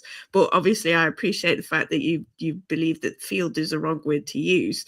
So I've got to try and connect that into the next level of the concept. But I don't even know that I'd say wrong. I wouldn't say field is wrong. I just don't think it is accurate, as complete as I don't think it's as complete as what our current understanding, if we really look at everything we do understand, which is a problem, is that the physicist looks at what physics understands, and the biologist looks at what biology understands, and the priest looks at what Catholicism understands, and it's nobody's job to put them all together and say, well, what's our current level of understanding? So but I wouldn't say field is wrong. Energy is wrong. I don't think I'm out on a limb saying that. It's not. It's not energy. But we're using metaphors anyway. So how many fingers am I holding up? 5 technically. 5 is a metaphor. 5 is a metaphor. Right. For one thing another. And again, and again, and again, and again. Our brains, in fact, force us to create a metaphor. Because once we get more than about this many, we start losing the conceptual ability to understand what we're looking at. And so we have to then reduce it again. Oh, it's a dozen. It's 100. Yeah. It's 1,000,000. We have to take the incomprehensible and reduce it to the very comprehensible. Yeah. Now, you could call it a limitation or you could call it a superpower. It's both. But that's just, we're meaning-seeking pattern recognizers with very limited processing bandwidth. Yeah, we have to reduce it to that smaller concept because we have to communicate it to other people as well. So I suppose it makes it difficult to go, a bit like with the hippies, on the drug tip going, it's all this and it's that and it's this, and you have to kind of sort of make it into a coherent thing in order to be able to convey it to other people as well, instead of being able to pass on a sense impression and go, actually, it's this. We have to make it abstract because of the way we communicate as well to a degree. So I suppose the communication itself is a metaphor. The written language is a I'm going to say, okay, this represents that. It's all it's all a metaphor. Yeah. And so I just came up with a new one. That's all. Yeah. Yeah, no, I know what you mean. No, I have heard something similar. The metaphor principle in some of the spiritual writings that I've had. I can't remember off the top of my head which one it is, about everything being sort of it's I think it was Taoism actually, or the Tao Te Ching, isn't it? The thing that can be described is the Tao that can be described is not the Tao, and it's like, so it's sort of like in order to describe it, you then stop it being what it is, but it is still that at the same time. But the words you use to describe it are what you're using to help other people to understand what it is that can't be described. So in the beginning, there was the word. Yeah. Right. No. The Vedic tradition calls it a sound, Om. That's from which all things spring, and Taoism calls it the Tao, and gives us these amazing metaphors like the yin and the yang. All of these are doing, my framework and my book talks about these different faith traditions and what they're also telling us. No, they're not telling us that that Yahweh exists and is sat down at the potter's wheel and threw it all together in a half a fortnight, with fairy dust. No, that part isn't actually the important part anyway. I have more to say on that, but what it does say is and all of these traditions do the same thing. These are from a time when there was no science. There was no empiricism. There was, understanding just worked completely different than it does now. And you can imagine in Asia, somewhere on the Asian continent, many thousands of years ago. And when these things got written down, it's not when they came about. They got written down a lot later. But, if you can imagine looking inward for the source, looking inward would have been a more reliable source of where did we come from, especially if there's an informational substrate to which we all have a level of access. Looking inward, with a quiet prefrontal cortex, would have given you the metaphors, right? And so I think what we actually find when we dig into all of those religious traditions is that fundamentally the metaphor that they present is one that is true enough for what the mind of the viewer could make sense of at the time, right? Same thing. And it's just unfortunate that we've kind of gotten to a point where the empiricism that we're capable of has led to this like militant, strictly enforced ignorance out of a lot of these religious traditions. It's like, listen, if everybody would just shut up about the stuff that makes no difference, and let's start with only what we agree on. What does science agree on with these faiths? What do these faiths agree on with each other?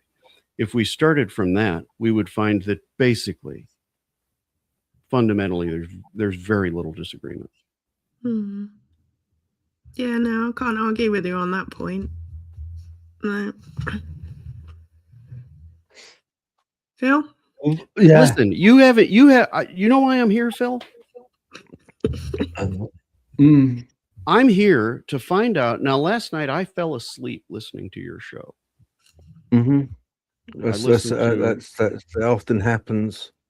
I had listened to like one episode. I listened to 15 or 20 minutes, and then I was like, oh, I'll do this later. And then last night I was like, oh crap. I'm definitely not prepared for this. So I'm like, okay, I'm going to listen. And here's what I heard referred to. I think it was either type 2 or level 2 Dogman. And I told social media, I'm going to find out today. What is it type 2 or level 2? Type 2. What is a type 2 Dogman? In what way is it different than what I assume must be a type 1 Dogman? And how many types are there? There's 3 types. Type 1 is a quadrupedal, large black dog, often referred to as old Shooker, the hateful one. A lot of times in England, it's seen on the East Coast. It has red eyes, black, short fur. It's smaller, a little smaller than a cow. And so enormous. It's quite sizable. Okay. Sometimes it's called Old Padfoot, because people walking up a street will see it, but they won't. They will hear it, but they won't see it. Sorry, they'll hear it, the padding, but they won't see it. But they can sense it's there. A lot of people don't often see it, and it's a doom bringer. If people see it, then they inevitably suffer being unalived. That's a type 1. Type 2 is often mistaken as a Bigfoot. It is a Dogman, technically. It runs quadrupedal, but it stands up, if you like a meerkat, to look around its surroundings. But it's very big, it's broad, very wide-shouldered, flat-faced, quite ugly. Doesn't look like a dog's face at all. Has green, yellowy eyes, stands relatively tall, around about 8 to 9 foot again, but it's very thick, heavy set.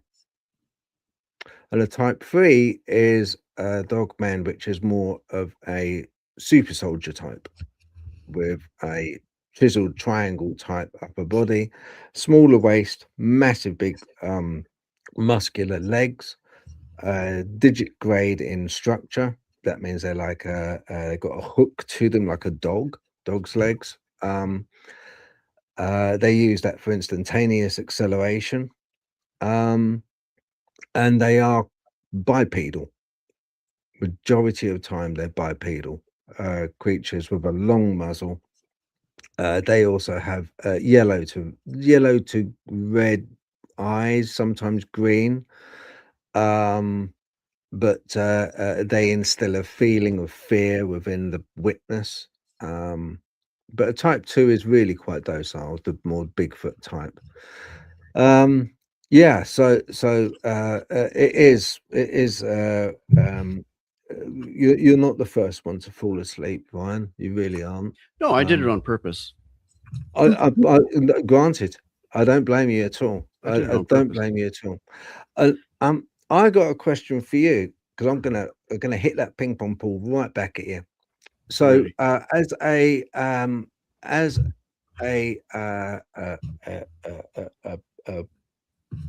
a person that is able to view from a great distance and a short distance. You gather data points, is that right? Basically, Yep. on what you're viewing. So if you, and I'm not sure if you have, but the CIA run Stargate project.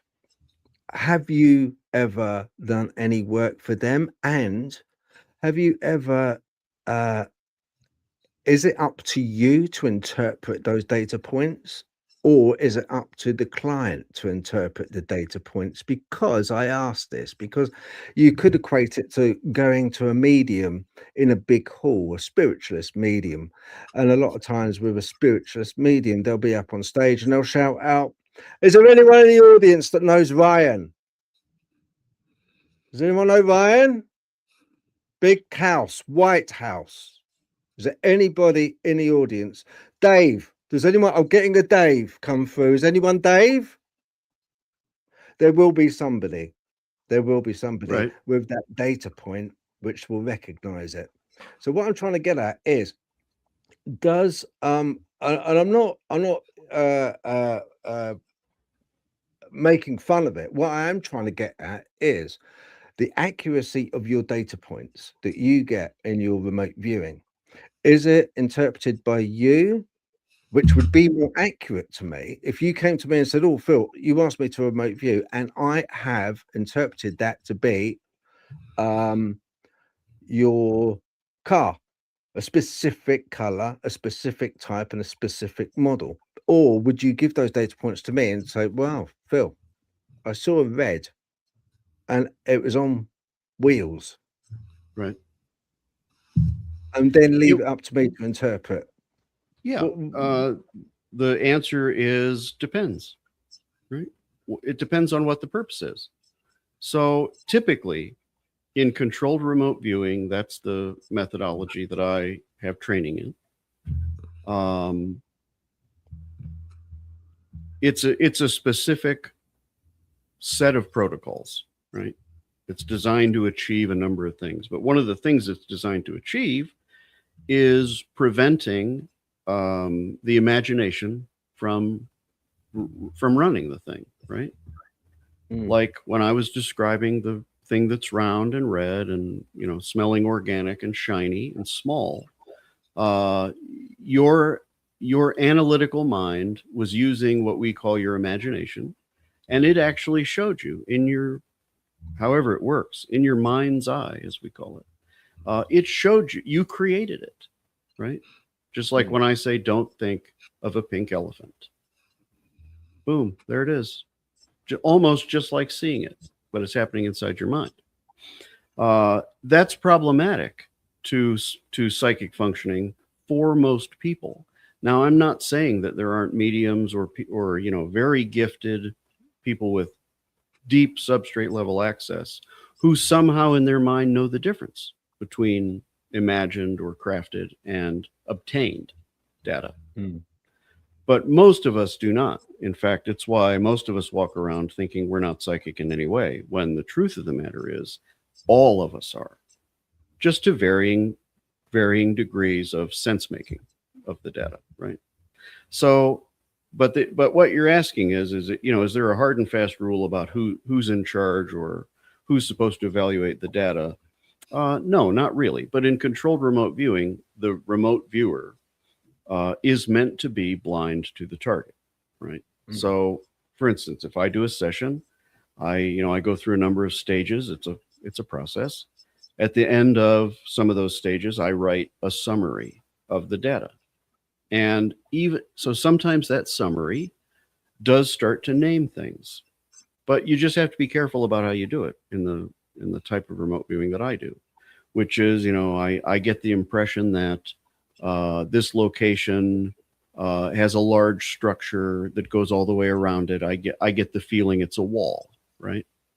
Because I don't know that it's a wall. Perhaps it's a stadium, and what I'm perceiving is it. You know, I'm perceiving a wall, or my brain is putting it together as a wall, but it's in fact just it's the structure itself. Right? So, does that make sense? But Yeah, I'm do you ever saying that perceive? Do there you are ever people who can tell you, yes, it's a red car. I'm Yeah, sure do you that ever, those people exist. Ryan? Do you ever perceive signs? Do you ever perceive, like on that wall that you were viewing? Do you ever see "Don't park here" or um, uh, uh, you know, maybe entrance, or this building belongs to Stargate project?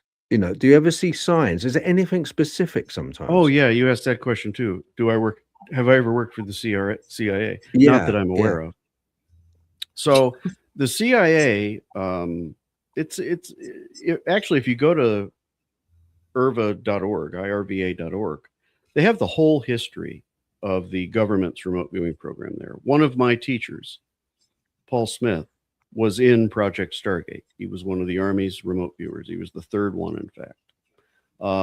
And the type of remote viewing that I study and have training in comes from that program.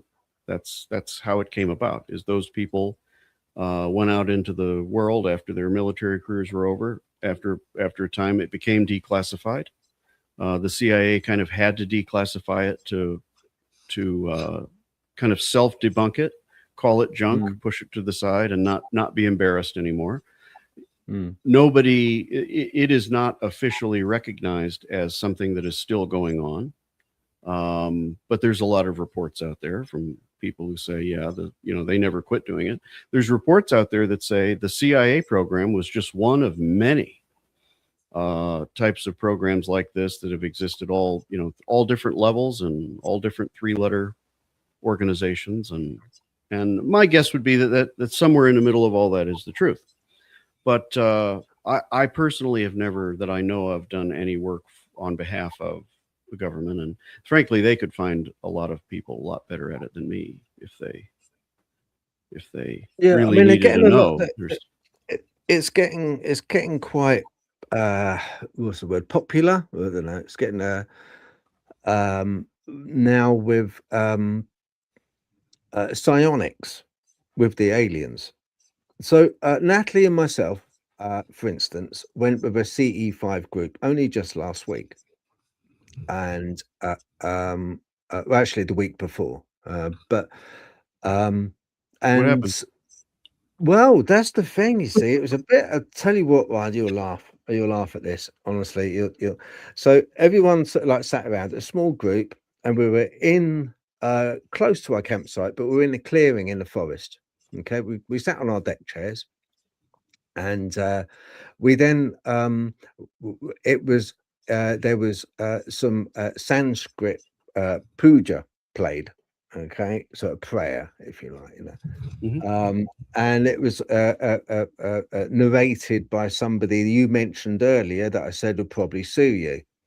Or one of them. There's a queue probably by now after this program goes out. But was that person present, or was it a recording via the app? The app that you can download for $9.99 from iTunes. Yeah, I mean, hopefully he might buy a book out of it, But his initials are S and G. Okay. Yeah, and anyway, I don't mean to interrupt you, but I just want to be on the record here. I actually think that he has done a lot for. I look at him the same way I look at Graham Hancock, right? Yes, they have achieved something very important. They just did it by being to a great deal full of crap. But that doesn't negate the contributions, right? If Steve Greer had not done what he has done, then it wouldn't, it maybe wouldn't have gotten to the point now where other serious people can do similar things. Same with Graham Hancock. No, there's not a lost civilization in the way that he envisions it, but he does invite people to look again and think deeper. And I think that's extremely important. I agree with you. Actually, I do agree with you, Ryan. And I'm going to grow a pair, and I'm going to stand in that dock with you, mate, because I do think with Stephen Greer, I'm not a great fan. I think if the amount of times where he wrongly predicted the arrival of aliens. He wrongly predicted the end of the world. He wrongly predicted. I've forgotten how many times he's predicted that there's going to be disclosure, and it just didn't happen. I think a lot of it is a lot of flutter just to get publicity. And I don't really like that. I don't agree with that, because it negates and nullifies the true mission here. And the true mission is to find out what they are. There is something there, and you know what they actually are. You can't keep you know, sort of crying wolf every 5 minutes. You know, it appears that you can. It appears that it appears you can. Yeah, it appears you can make a career out of it, which is okay. Yeah. You know. So I'll be in that dock with you. Okay, we'll go down together. But my main point, I forgot. What was my train of thought, Ryan? I was CE5. Oh, yeah, you were Stargate. I was Stargate, wasn't I? I was on about yeah. Yeah. So could you, right? Would it be possible, not a location, but to actually go into somebody else's mind? Would that be something that you have been asked in the past, or is that something that is possible? Well, I guess it depends what you mean. Do you mean like occupy another person? Look through their eyes. If they saw some information which was vital, would you be able to look through their eyes as a remote viewer? There are some remote viewers who, and again, minds are they're complex things, right? You know, and no two of them are identical. Even identical twins, you know, the second that they are conceived, differences start to happen, you know, between one mind and the next, because it isn't just a structural thing, it's an experiential thing. So I'm sure that there are people with psychic abilities who somehow their mind gives them crystal clear images of the thing, right? But the overwhelming majority of us are not like that. And I don't know of any way to reliably teach somebody to be psychic in that way. Okay. I only know of the ways that I've been taught. And for me and the ways that I've been taught, it does not happen that way. When you are seeing it in controlled remote viewing, that is usually an indication that your imagination is in control of the process now, not your psychic perception, right? Because the mind's eye is a kind of a different mechanism than this. Now, that's not to say your mind will never give you a useful metaphor. It will.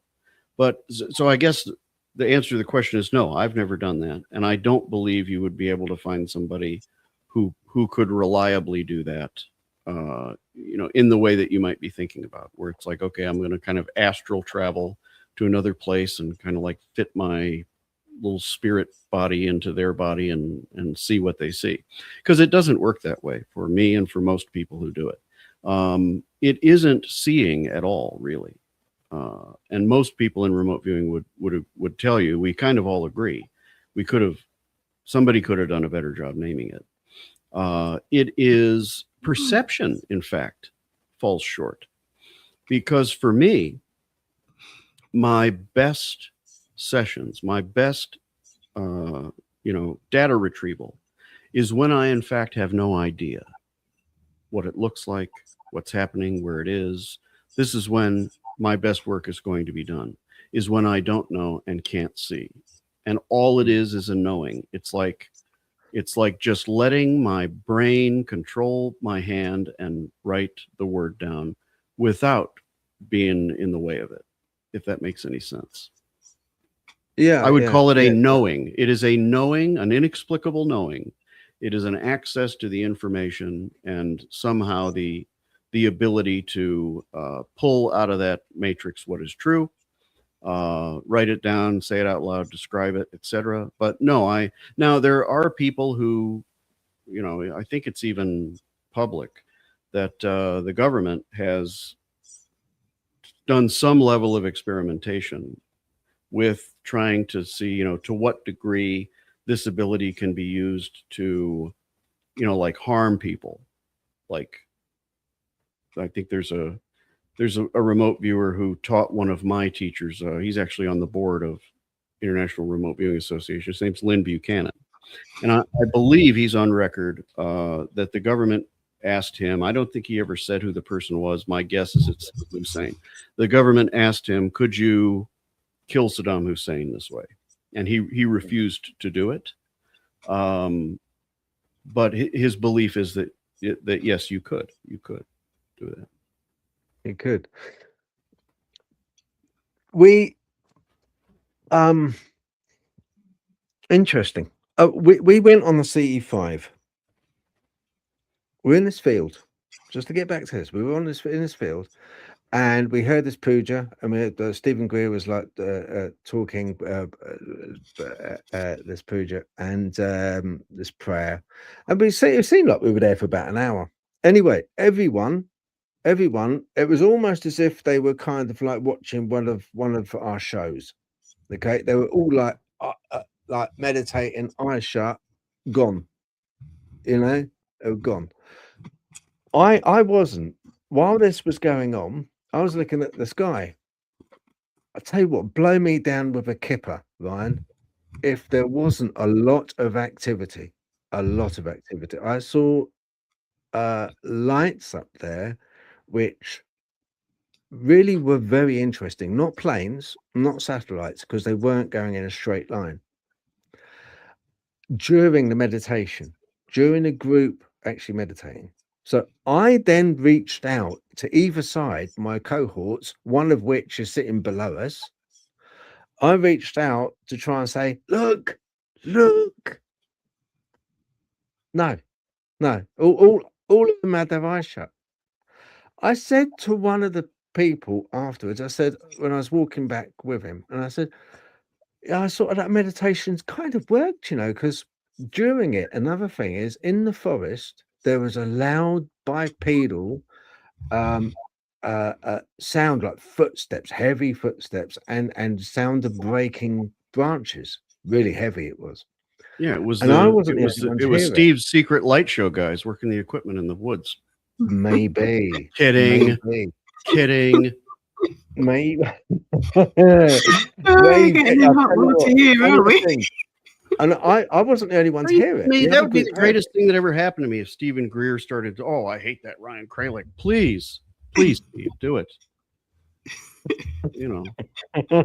But so here's what I want you to think about. Go ahead, finish. I'm sorry. It worked. No, it worked, Ryan. It worked. The meditation, as far as I'm concerned, worked. After the meditation was over, and everyone was like, "Oh, that was a good one. Thanks, guys. That was really good." You know, it was pretty dead. It was pretty nothing really going on in the sky.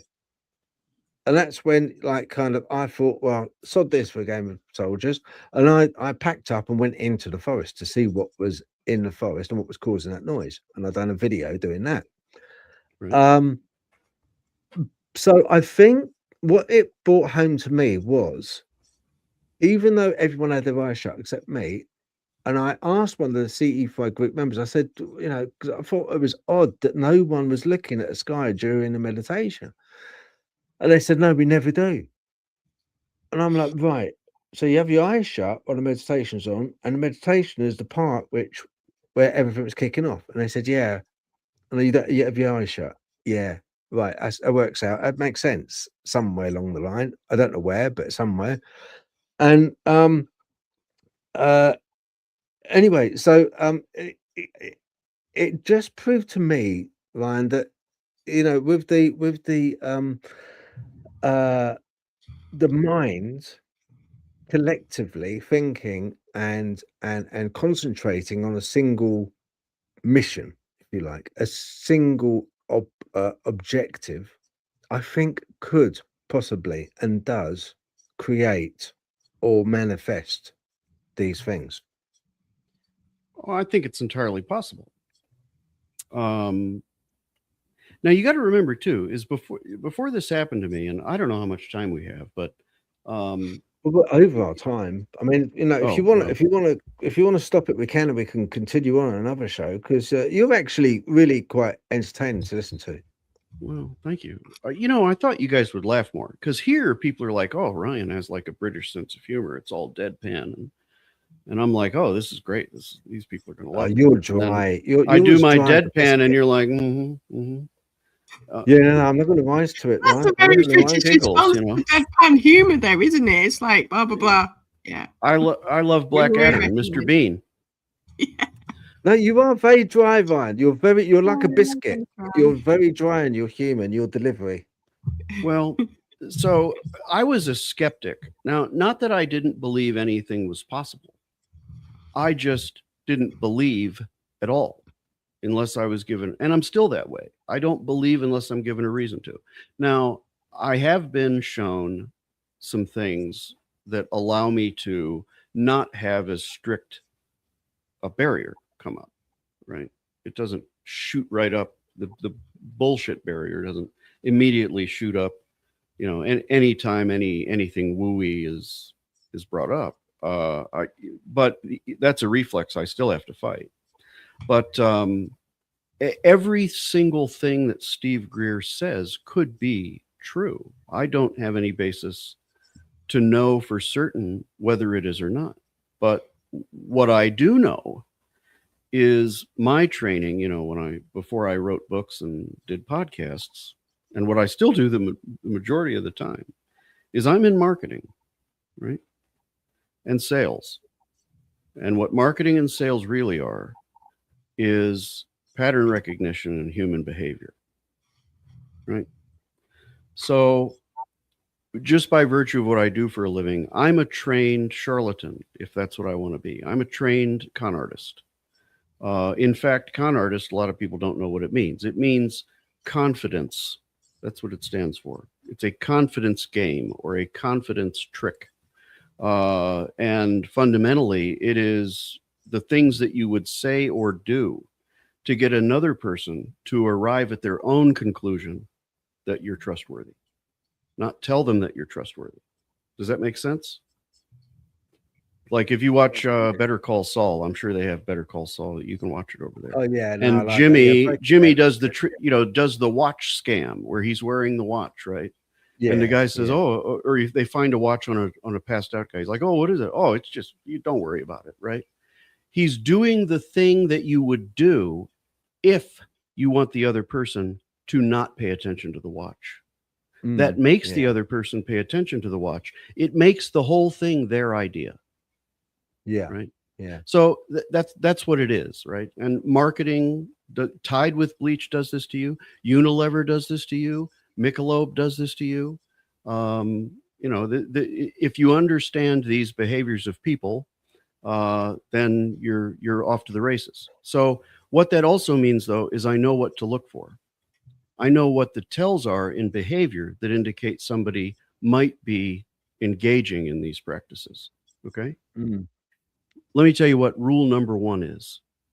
And this is actually a poorly trained con artist, right? Or a con artist with no training. They're trying to be a con artist, but they're just not particularly good at it. A bad con artist never says, "I don't know." But they are conning you. Does that make sense? Yeah. Our human nature would say, the last thing we want to do if we want people to believe us is introduce doubt. It's the instinct that we have. So if I didn't have any training and I'm relying on instinct, I would be steadfast in my facial expressions. I wouldn't, you know, facial expressions don't tell you if somebody's full of shit. Because of this, that's exactly what human nature would have you do, is control your facial expressions. You know, look to the left. You look to the left then. Not reliable of anything really. It just means that you're thinking, you're accessing possibly parts of your brain, and you definitely can't tell now when everybody gets all their data from podcasts, and half the time the screen's flipped around anyway. But you know, so when I look at somebody, that's the first, and I want to know, are they being honest? They're making claims, and I want to know if those claims, if it's somebody who I think can be trusted. The first thing I'm looking for is, I'm counting the number of times they say, I don't know. If you and I are just having a conversation, right? And you don't particularly care if I consider you an authority on the topic, and you have some information about it, you offer the information. When you don't have information, what do you say? I don't know. I don't know. Or you say, that's a good question, I wonder. And you might say, gee, what I think might be, right? That's a regular conversation. Yeah. And even when you talk to an expert on something, you're going to get into areas where they're going to say, yeah, we don't have any information about that. We just don't know. I don't know. And so when I see people making claims and almost never hear them say, I don't know. Enormous red flag. I do not need to continue to evaluate. Yeah. Really. But I think a lot of the people that, you know, kind of like in public eye, they won't say I don't know because of humility. You know, they're full of shit. Yeah, but they're not going to say, well, actually, to be honest, I don't actually know, because, you know, people look up to them and think, oh, well, you know, kind of, you've made previous claims and you know this, and you know, you're in with the in crowd when it comes to. But what you're saying is, because people look up to them, that made them a liar. Fine, they're still a liar, right? And I've said this a number of places before, and I mean it, and I believe it in my soul. If ever you hear me saying, oh, no, none of those things can be possible, because what I have is the absolute truth, and there's just no doubt about it. Turn the channel, forget about me, because that is somebody, and this happens. Somebody started out as someone who could be trusted. My guess would be that Steve Greer falls into this category. He started out as somebody who really did say, wait a minute, if a bunch of this stuff is true and people are being lied to about it, that's wrong. And it is. It is wrong. There are extenuating circumstances, and there are lists of reasons why information like that is controlled and that there's a benefit to it. But if it's at the level that it appears to be, where, you know, whatever, Raytheon has crashed crafts from other worlds, and we don't get to know about that because you're afraid we'll stop going to church where they teach us to do what you say, that's evil, and that's wrong. And he probably did start out with very altruistic goals. But what I see now is somebody who his main priority is remaining the world's foremost expert, which is why he introduces himself as the world's foremost expert. The world's foremost expert does not need to tell you he is the world's foremost expert. It goes before him. Yeah. In fact, someone with confidence training, someone with the basic training given someone with, for instance, a master's degree in marketing, would know. Don't say that. Don't say it. Don't be the best dressed guy at the meeting. Don't do it. Yeah. It's the opposite of what you want. In fact, what you want to do is appear humble, because that's what's going to get you the best results. And Natalie, don't think you're getting away scot-free. Even by association, you're guilty. Thanks. I need to put up a little denial here. It's like I'm no part of this. I don't know enough about it to have an opinion.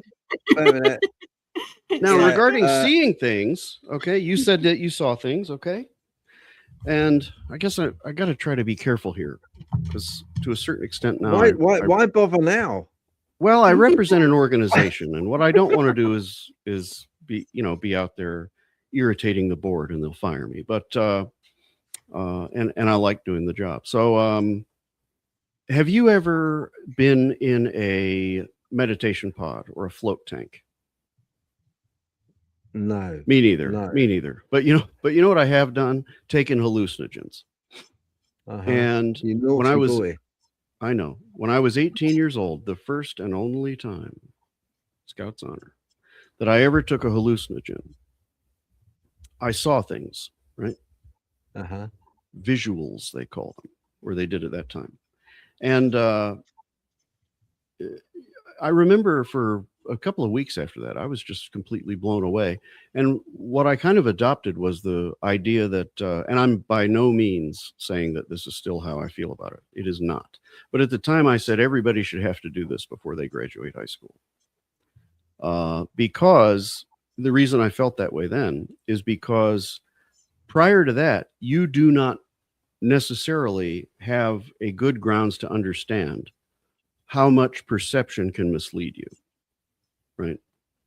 The things that I saw under the influence of that compound were not happening, or at least I don't see them any other time, right? And yet here I was, my perception was telling me that they were there, that they were happening. And it's not only, I mean, your mind is capable of that without the compounds, right? If you don't believe me, go into a dark, quiet room and stay there until you can't take it anymore. I mean, completely dark. They just put out a study, and it's through peer review, I think, but you know, it's brand new, that basically shows that the reason that you dream is because if you don't, the amount of time that you sleep at night is less than required for your other senses to start taking control of the visual parts of your brain. Right? Because just the absence of data will cause your brain to, you know, start looking for other ways to get data. So, you know, you can do, if you close your eyes and just let your mind go, it will start to do things that you see that are not really there, right? Now, I'm not saying that you were hallucinating lights in the sky. I'm just saying that visual perception alone, we already know that there's lots of things that can modify, enhance, even create perceptions. And so just even seeing something with your own eyes, especially when it's in an environment like that, where it's like, hey, it could be a lot of things. I wouldn't walk away from that totally convinced of anything. That makes sense. But during I that, have to admit, that's what I got from it. I didn't see anything until the last 5 minutes, and I saw one thing, and I don't know what it was. Well, it was quite interesting experience for that, in that respect. Another important aspect of a lot of what you would call a confidence trick or a confidence game is letting the bystander do the selling for you, right? This is a common theme in many tricks like this. And I'm not saying anybody is intentionally tricking anybody. It'll happen on its own. But you know, whoever is leading the meditation, whoever it might be, they do not have to point out the thing and say, look there, you can see it. All they have to do is wait for a member of the group to do that, which will invariably happen. Because if you get whatever, a dozen personalities who all agreed to do this, 8 of them are not skeptics. 8 of them are believers. Sounds like there might have only been 1 or 2 skeptics there last night. But somebody's going to see something, right? You don't even need to be the guy that says, hey, look at that. I did it. I did it with my $9.99 app. Get yours today. Somebody else will do that for you. That makes sense. And it's not just, con men and salesmen and marketing people that know this. The government knows it.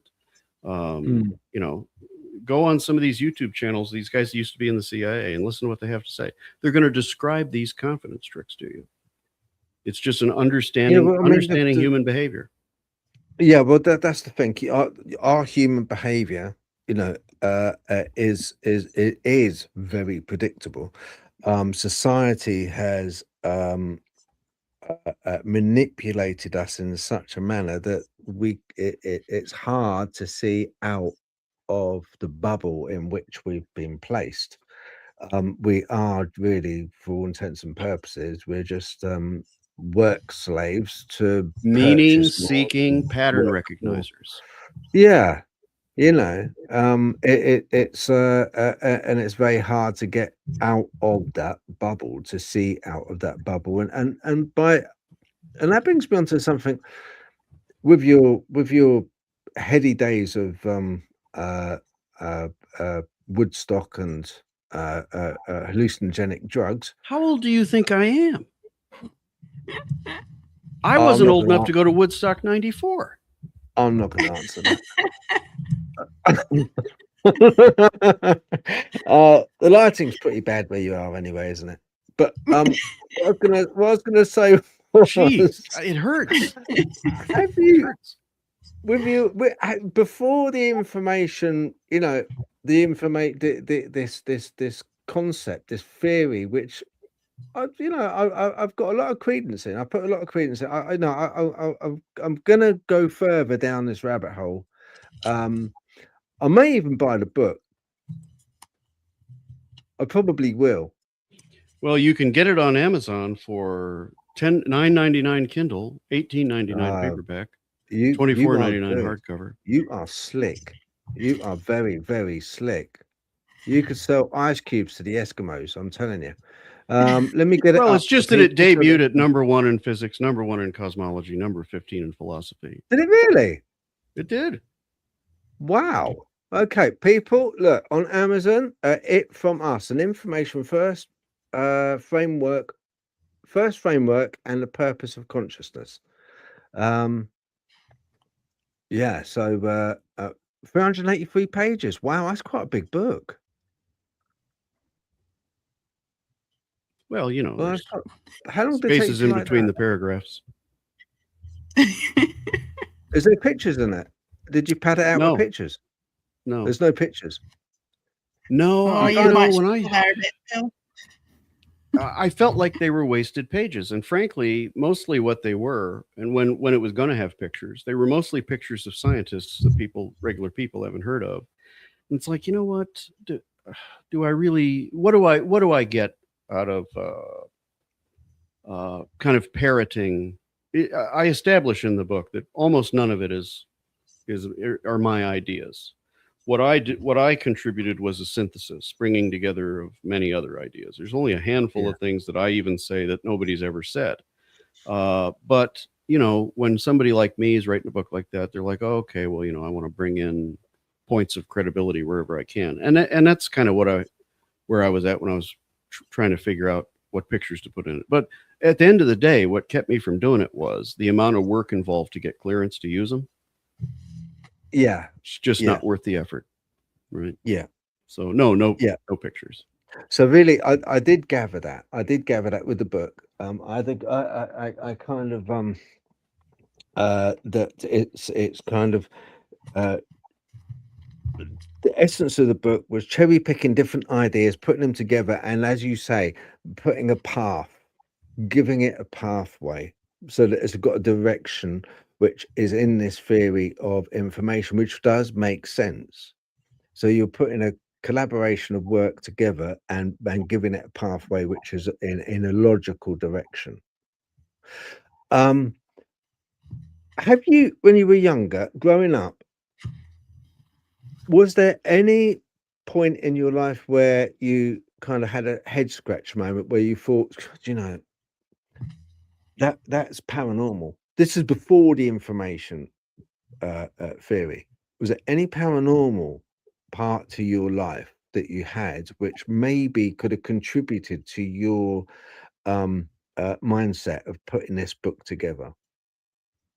Well, you know, the book is also to a certain extent autobiographical, because it isn't just these theories. It's the story of how this came to exist. Right. It's just like those impressions are through my mind, and that's what they are. So is this framework. There's a number of things in my life that if they hadn't happened just so, can I show you something? If it's legal. It's legal. You tell me when the audience has had enough, but I also want to address Sasquatch Sister here, who says, presumably she, they would Yeah. love to be able to remote view. Let me show you some. Let me show you some.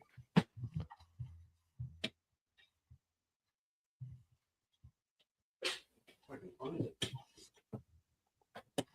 Car in the way. He has his run away, isn't he? All right.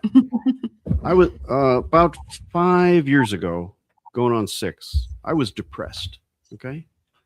I had sold my company, and I thought that's what you do. And it had never occurred to me that that could lead to anything other than money. But it can, you see. You must have a purpose in life. Or I must anyway. So I start back into all these goofball topics that I'd followed for a long time, like UAP. And somebody somewhere said, read this book by Ingo Swann called Penetration. And Ingo remote viewed the aliens. And I was, that's another story, but I was familiar with remote viewing, and at least enough to understand that if, it might be worth reading. So I get the book and I read it. And it is about aliens, kind of, but mostly it's about remote viewing. And I was so intrigued by it that I bought Lynn Buchanan's book and started reading it. Halfway through Lynn Buchanan's book, I said, okay, I'm teetering on the brink already, right? I'm not doing all that well emotionally. So maybe psychic spies from China trying to steal your mind's elation is not the best thing for me right now. But I want to know if this is true or not. But I also want to be healthy. Great, I got an idea. I'll just figure out right now if it's true. And if it's not, I can stop. I went and got a marble out of a junk drawer, and I put it in my pocket. First, I wrapped it in some wrinkled paper and put it in my pocket. You see, that way nobody will know it's a marble. It won't be poking out marble like from my shorts. I went and got my wife, and I said, come here and do what I say and don't think. And I gave her a piece of paper and a pen. And I said, I'm going to give you some numbers, and I want you to write them down. And then I want you to make a squiggle on the page without thinking. Just do it. Then, using only nouns, I want you to write down the words that your mind knows describe what's in my pocket. And don't think. And she says, okay. I said, all right, here's the numbers. The numbers were 7891. And you can see here, see how this one's wrinkled? That's because it was wrapped around the marble in my pocket, right? And this one was the one that I took, okay? And then I said, write down the numbers and make a squiggle. Actually, I had her do it 4 times, apparently. And then I said, write down the words. And she wrote them down: round, smooth, green, and small. And then I said, now sketch your impression of the thing. And she drew that circle with those 3 lines in it. That's the marble. Wow. Right? Yeah. Yeah. So I wish I could remote view. That's a perspective and an attitude problem, not an issue of abilities. My wife never remote viewed again after that. And now I'm editor of a remote viewing magazine, for crying out loud. So all people can do this. Most people don't, because they believe that they can't, or they think it's some kind of magical ability. It's not.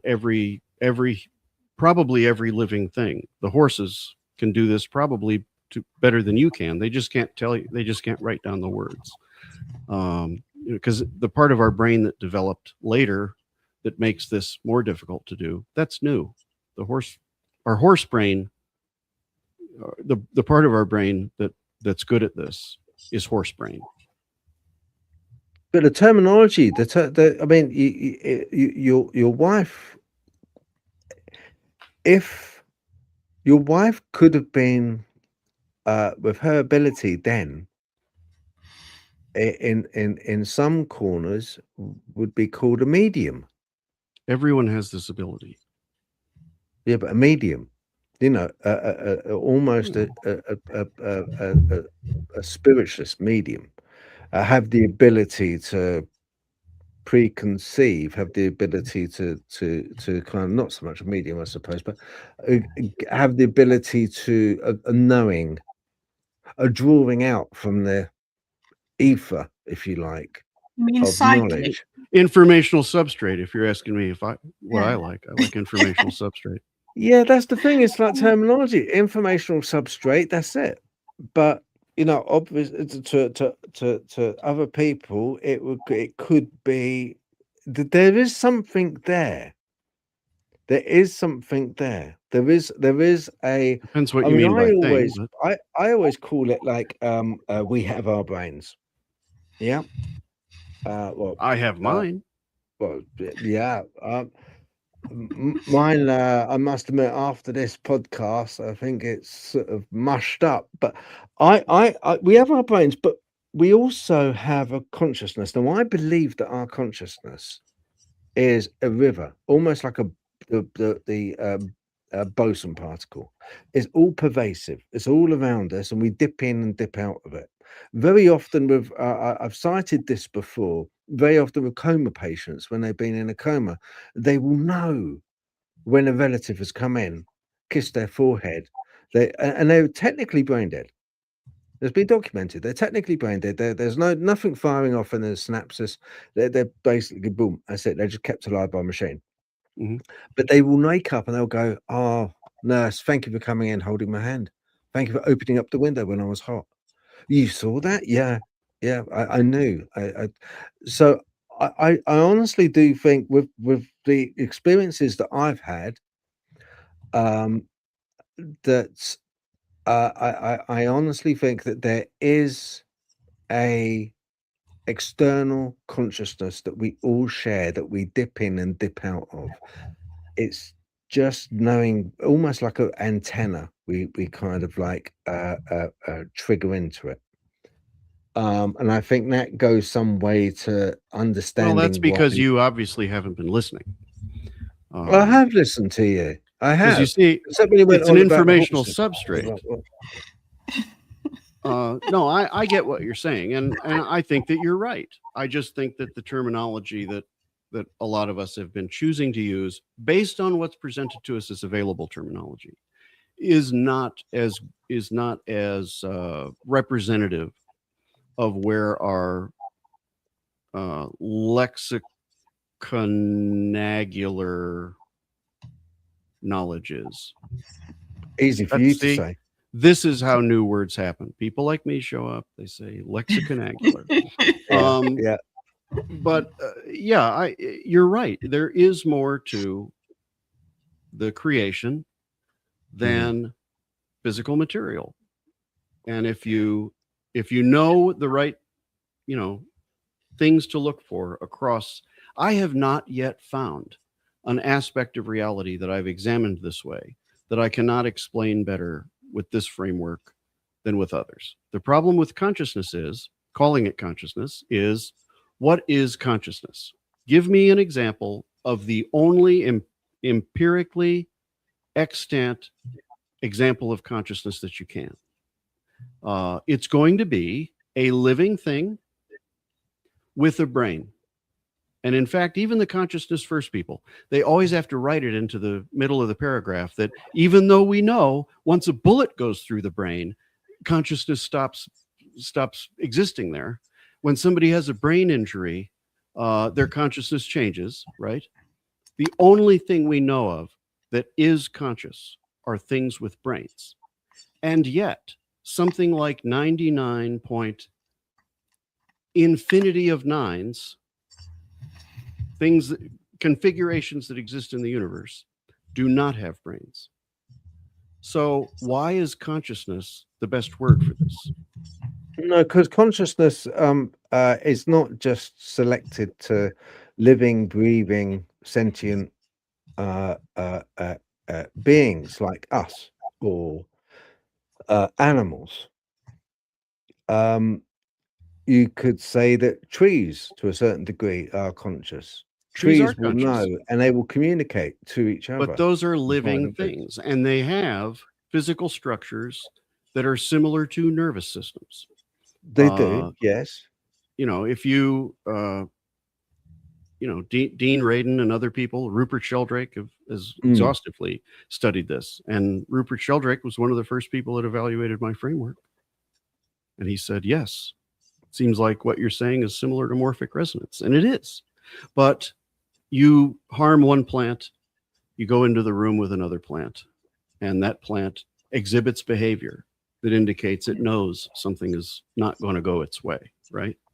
That's what I'm saying is now that is a very rudimentary consciousness. Same with if you poke an amoeba with a needle, it will sense that it's being poked. It will engage in self-preservation, right? That's really the fundamental thing that we're looking for consciousness is awareness of existence, right? Awareness of surroundings. Life always goes to life. That's one thing that's one thing that is inherent in everything that is aware, and that is life goes to life. And they've even, do you remember that experiment they did? It was an AI experiment, and they had a room, and they had a randomized AI dot going around the room. And it was totally random. It could go wherever it wanted in this room.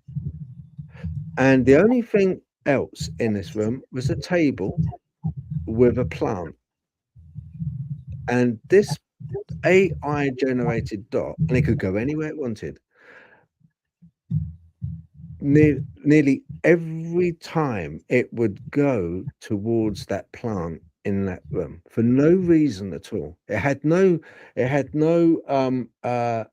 idea that what that plant stood for, what that plant was. It just went automatically to that edge, that corner of the room, but it had that plant, AI plant. So everything wants life, needs life, and is a collective of life. Now, whether that is part of the joint field of information or consciousness, maybe information multiplies that way. It needs. I mean, that's another question, isn't it? Does this information field require us, or as I mentioned earlier in the program, like 3 days ago, I think it was now. Does it require us? It was Tuesday. I think it was possibly Tuesday. I think it was 3 o'clock it started, didn't we? But I'm just getting honestly, I'm enjoying every moment. I thought you were just going to come on and be sort of like word salad, really boring, but no, you're not. You really, you're a nice guy, really. I save that for the squares. Yeah, exactly. They won't let me talk about acid trips from 30 years ago.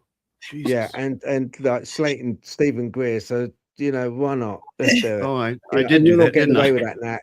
You're in a dock as well, Natalie. I'm merely observing. He's not going to pay attention. All right, look. Can you stay on just for a little minute, because I'm going to wrap the show up, but just so I can have a word with you afterwards. Yes, but I'll tell you what I got to do. I got to pop off to the loo. Okay, you pop off to the loo. I'm going to say, look, people. And it just occurred to me in the shower this morning, right? Taking a shower for the day, and I say I'm gonna use that phrase, pop off to the loo. I knew that would come up because I have the prostate of a much older man. But and then Skip to the Loo, My Darling started playing in my head. I'm like, holy shit, that nursery rhyme is about going to the bathroom. Yeah, isn't it? Oh, isn't it? Yeah, I know. But anyway, yes, if I can skip to the loo, my darling, I can come right back after that. That's great. And I just want to say thank you everyone watching. We really do appreciate it. And it's been fun, and thank you very much for I just double check, see if there's any questions. Let's have a little look. Anyone got any questions? Roxy, if there's any questions, let us know. Sasquatch Sister, you can remote view. Go on the internet, find a website that has targets, follow the instructions and do it. And don't think. If you think, you stink. Prove to yourself that you're right about all this stuff. Okay, cool. All right. Listen, everyone. Oh, I got a message there. All right then. Everyone, thank you very, very much indeed for watching. Really do appreciate it. Take care. God bless. And from all of us, we'll see you again soon. All right. Bye-bye.